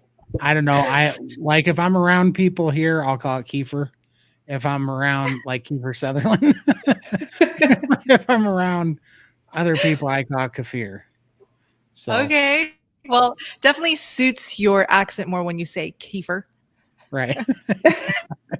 Exactly. It matches the hat. I get it. Stereotyping is wrong, but whatever. Yeah. I love it. So let me know. It blows my mind how thirst quenching it is. That's a good thing to observe. Well, you see, I have been drinking raw kefir almost as like my water these days. It's just so good. It's so flavorful. But I do notice I reach for this less, like my sparkling water, or if it's just still water. I instead just opt for drinking that whole pint of raw kefir when I eat my meals. So yeah, there's probably some truth to how hydrating it is. That's awesome, Brian. Right? So cool. For sure. Does anybody else in the chat get addicted to sparkling water? I think that's my last addiction. That's the only thing I have to watch out for. If I'm not, well, that's not an addiction. It's just water. I know, but man, I'll drink 8 of those bottles to 15 of them a day if I let myself. It's crazy. So is it an addiction if you need it to survive, Todd? Because I saw you in Texas, you were dying. That dude at that steakhouse, if he didn't bring me those, I will never forget. I was gonna choke him. I was like, he was playing around behind me, opening them up all fancy. I'm like, give me a bottle. Like 170 degrees in here. I've sweated out 2 gallons of water at the gun range. Bring me a bottle of water. The Yeah. irritation on his face. Like, let me just give you guys the summary of the story. We sat down after KetoCon or Hack Your Health. Like the whole team was there, and we had some friends. It was like this big long table. Oh, Carrie was there, Homestead Howe, and Adam. Yeah. We Yeah. sat down to have some delicious, juicy steaks. And the whole time, Todd is melting. Todd is melting because it's so hot outside. And he politely orders, like, how many bottles of this? I ordered Literally three 33-ounce bottles of South San 330. Pellegrino. Yeah. Yeah. And our server was just playing around, like fidgeting around for minutes upon minutes. And Todd was getting, like, he was dying. I was about to stroke out. I was about to stroke out of the table of heat stroke. And this guy is farting around with a bottle, putting a fancy napkin around it like he was going to serve it like wine. And I'm about to rip this thing out of his hand, and I just chug one. He really did. And then, so when he started chugging, I watched him. He chugged in 10 seconds. It was all gone. Yeah. In 10 seconds. I was so impressed. You could be a competitive eater. Something. Well, you just got to get me on the brink of a heat stroke, and I'll take him down for sure. I was ready to kill that guy. I'm like, we were just at the gun range, and they had no AC running in there. It was indoor in Austin, Texas, like 120 degrees inside. And I come from the Rocky Mountains where normal hot weather is like 70, and it was like 120 degrees in there. I was dying, and we were just baking for hours. And I couldn't get the water down fast enough that day. I could have drank 12 of those dang things. It was crazy. Yeah, it was. Okay, so let's learn how to say this word. I see all of your suggestions here. Kefir. Okay. This doesn't really help. It's definitely kefir. Kefir. Emphasis on the er. Thanks, Jerry. Yeah. Now there was this one. Yeah. Kefir. Well, this is a new one. So that's why I'm confused. Because it's either kefir or kefir or kefir. Yeah, see this this is what I said earlier, Kiefer Sutherland. Exactly. Wait, but you're saying kefir, but that would be spelled out to say kefir. Right. Do you hear the difference? I do hear the difference, but the funny thing is I see that he's spelling it kefir, but I call the actor Kiefer Sutherland. That's why I'm laughing. I don't call him Kiefer Sutherland. Yeah, is what I was saying. Shoot. Okay, so maybe I'm reading it wrong. Okay, well, there we go. Benjamin says it's kefir. That makes We sense. could ask Google. Google might tell us. You have to have that translation. Yeah, we could. We could. Kefir. Yeah. Uh-huh. Kefir. Okay. Interesting. Keef for short. Anyways, thank you guys for helping. I think I'm going to go with kefir. Kefir. Yeah. Okay. Yeah, I saw that Sherry is watching on her TV. I can't find her message, but love you, Sherry. She had such a beautiful share in our NSV party earlier in the gang. And everyone who's watching who has been subscribed for a while, thank you so much. I really love you guys. I would not be here continuing to make carnivore content, pumping out the videos if it were not for your support. So I see you, I love you, and I thank you. And also, you should subscribe to Todd's channel and Lindy's channel because they are phenomenal, beautiful carnivores. They have so much to share as well. Thanks so much. You know what we should do too is they don't know about Hack Your Health. Oh, yeah. We should talk about that a little bit. So Hack Your Health is, in my opinion, the biggest carnivore convention as of now, maybe until Todd starts his. But for now, it's the biggest carnivore convention. And they used to always be in Texas. In fact, we went there this year in Austin, Texas. Hence that funny story of sparkling water with Todd. And for next year, it's going to be moved to Tampa, Florida. So anyone who lives around Tampa, Florida, or who might want to travel to Tampa, Florida, come hang out with us because all of us, or hopefully Lindy will be there too. Todd and I will definitely be there. And we're going to be speaking about how to thrive as a carnivore in a non-carnivore world, a very fascinating topic, with Dr. Phil, with Raymond, and a bunch of other SPG carnivores.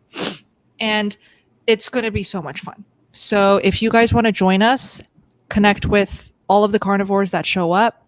All of your favorite carnivores will be there, like Dr. Sean Baker, Dr. Anthony Chafee. Who else are you looking forward to meeting, Todd? Man, well, you guys again, getting to hang out with you guys again. And then Always.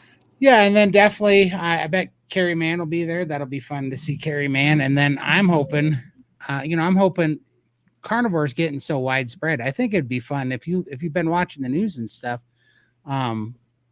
Eddie Hall is doing carnivore right now, the world's strongest man. Right. And I'd love to see like Eddie Hall or somebody show up to one of these, because carnivore is getting pretty mainstream. I mean, Anthony Chafee was just with Jason Statham a while back too, right? Oh, yeah. Jason yes. Statham, the Saw that. actor's doing carnivore.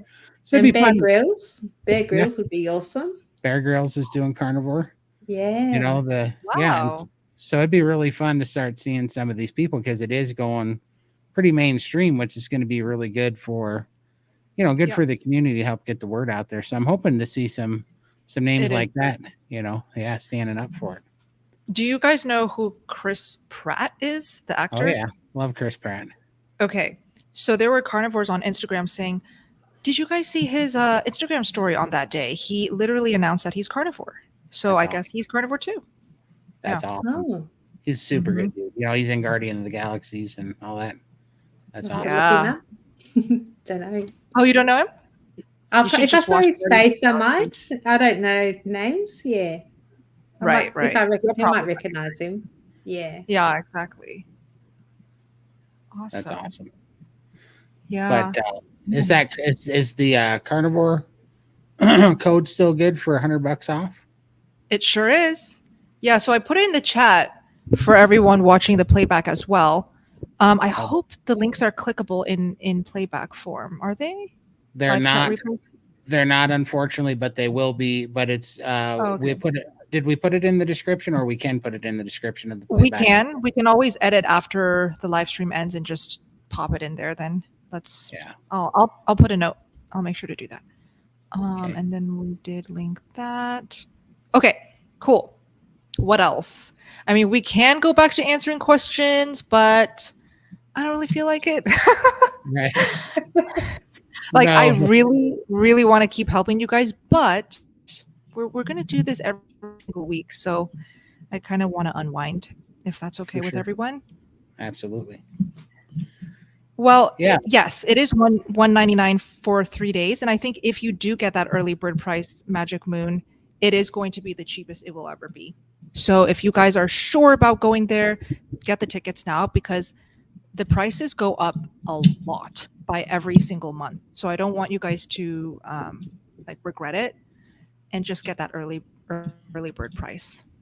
Do you anticipate that we'll be doing an SBG meetup again? Absolutely. Yeah, that's the plan. Yeah. So that's another reason to combo it if you want to meet the SBG gang too. Because in Texas we had a what was that place called? Was that Fogo that we went to? Fogo de Yeah, Chao. we decided on Fogo de Chao, but we can definitely try a different Brazilian steakhouse maybe. Like I think there's Texas de Brazil. I don't know if they have it in Florida. But Gotcha. yeah, I'll definitely do a in-person meetup, like a lunch or a dinner, whatever is convenient, and then we can all continue to hang out more in Tampa, Florida. Yeah. That's awesome. Awesome. Well, Todd and Lindy, anything else you guys wanted to chat about or announce, share? Well, I would like people that so me and Chad are doing a call in SBG on Saturdays called Iron Sharpens Iron, and we're doing a live stream called Iron Sharpens Iron 2 on our YouTube channels to help men with mental health issues, and because me and Chad both cleared up some mental health issues with carnivore, and we noticed I was surprised, that I did carnivore for weight, and the mental health I didn't have any idea that had anything to do with diet, and cleared up. It was the best side effect of carnivore was clearing up depression, anxiety. Chad cleared up PTSD with carnivore. And so we do a live stream to help reach people, but we're trying to bring people into SBG so that we can have a call. And the reason why I'm doing that is I've been doing YouTube now for going on 14 months, I guess, and people have been reaching out to me and we've been talking. But the problem is when I talk to people on Instagram and stuff one-on-one, they always fall off carnivore because they don't have a community. So I can only talk to them for like an hour a week one-on-one, and then they have to go deal with the rest of the world that tells them that everything I told them was wrong. Right. And they're, going to have high cholesterol and have a heart attack. So we decided to move this into SBG because then you have a community there where they can help you with the carb addiction and the cravings, and you can go meet the rest of the team, and you have a whole support network there to actually get you to the point where you can get relief from mental health issues. So that's what we're trying to bring awareness and make it more of a men's chat. So anyhow, we're trying to represent the dudes. So. We are. No, yes, we are, because with the gentlemen in the carnivore community, they're not going to be the first one to talk about their struggles or the mental health issues or what they need help on. They're not going to be the first one to reach out for the help. I do see it's mostly women who, boldly reach out for help and get the help that they need. So Todd is doing such a great thing, leading this movement to share with men that, hey, it is okay to talk about it. In fact, you're probably going to heal way faster when you do. Well, for sure. And I mean, it's so obvious to me now. It was shocking to me. One, it was shocking. So I assumed that I had suicidal depression, anxiety because I was sick and my diet was poor. Not that it was because of the diet, but because of the poor health from my diet, I thought was why I was depressed and full of anxiety and things. But my depression, anxiety went away before my body healed, even because it was hormone imbalance from not having, from eating a low fat diet and from having insulin resistance and metabolic disease and all those things. But what was crazy is, I started doing this because I was 700 pounds. I had to lose weight. I thought that my outreach was going to be for people that were my size. And, I thought, people are going to be impressed that this thing freed me and I lost 300 pounds. Well, kind of what most of the men are calling me, about 80% of the people that talk to me, it isn't about the weight loss. It's about the mental health. They're like, how'd you fix depression? How'd you fix anxiety? So that's when I realized, this is a way bigger deal, which makes sense, right? Guys are okay being a little bit chunky. They don't care, but they're holding on to this, anxiety, PTSD, depression that's plaguing them, and they don't know how to get away from it. And they really don't even know how to ask for help, because if you're a guy, you can't look weak. You don't want to look weak. You don't want to, tip your hand. So you just kind of suffer in silence, That's right. Yeah. I love everything you're doing, Todd. Lindy, did you want to share anything or plug anything? I do have a live stream tomorrow with Midlife Carnivore Lynn, and we're doing a fitness challenge. We've been doing that since we returned from Texas. So every month we do something new, and we're doing just sort of isometric exercises, a bit of walking, things that, just the everyday person, not the gym junkie, because that's not where I'm at the moment and won't be for a long time, but we just sort of concentrate on doing gentle movement and, just keeping consistent with our movement and doing it in a safe manner. So we just got a live stream as a bit of an update tomorrow, and we're starting our next month exercises as well. So tune in if you want to hear what we have planned for October. What a wonderful movement you're leading to, Lindy. So I have linked both Todd and Lindy's socials, including their YouTube channels, down below in the description box. Okay, so if you're watching the playback as well, just click that open, go ahead and subscribe to their channels. Awesome. So I do see everyone's heading to bed as well. We should also unwind and get a good night's sleep. Thank you, Annabella, for joining us. I see our friend Carnivore Odyssey is here. Hi, That's Carnivore awesome. Odyssey. She Hi, says, hey, Bella, Marlon. Todd, and Lindy, love you. Thank you so much. Had a great time watching the stream. Very happy you guys enjoyed it. Okay. So happy. Then, yeah, we're so happy. I guess we'll see you all next week. Todd and I will figure out the new time just to test the waters a bit. We're still in the new phase, and I do like experimenting to see what works for everybody. So it will be posted, I would say, like in the next 2-3 days, For sure. right? Yep, for So sure. you guys can go ahead and double check and RSVP, same spot. Perfect. Awesome. Yay. Love you guys. We're going to Love you. end the live stream now. Thank you so much. Thank you for all the Bye. support. Have a beautiful night. Have a great weekend. We'll see you guys. Night. Night.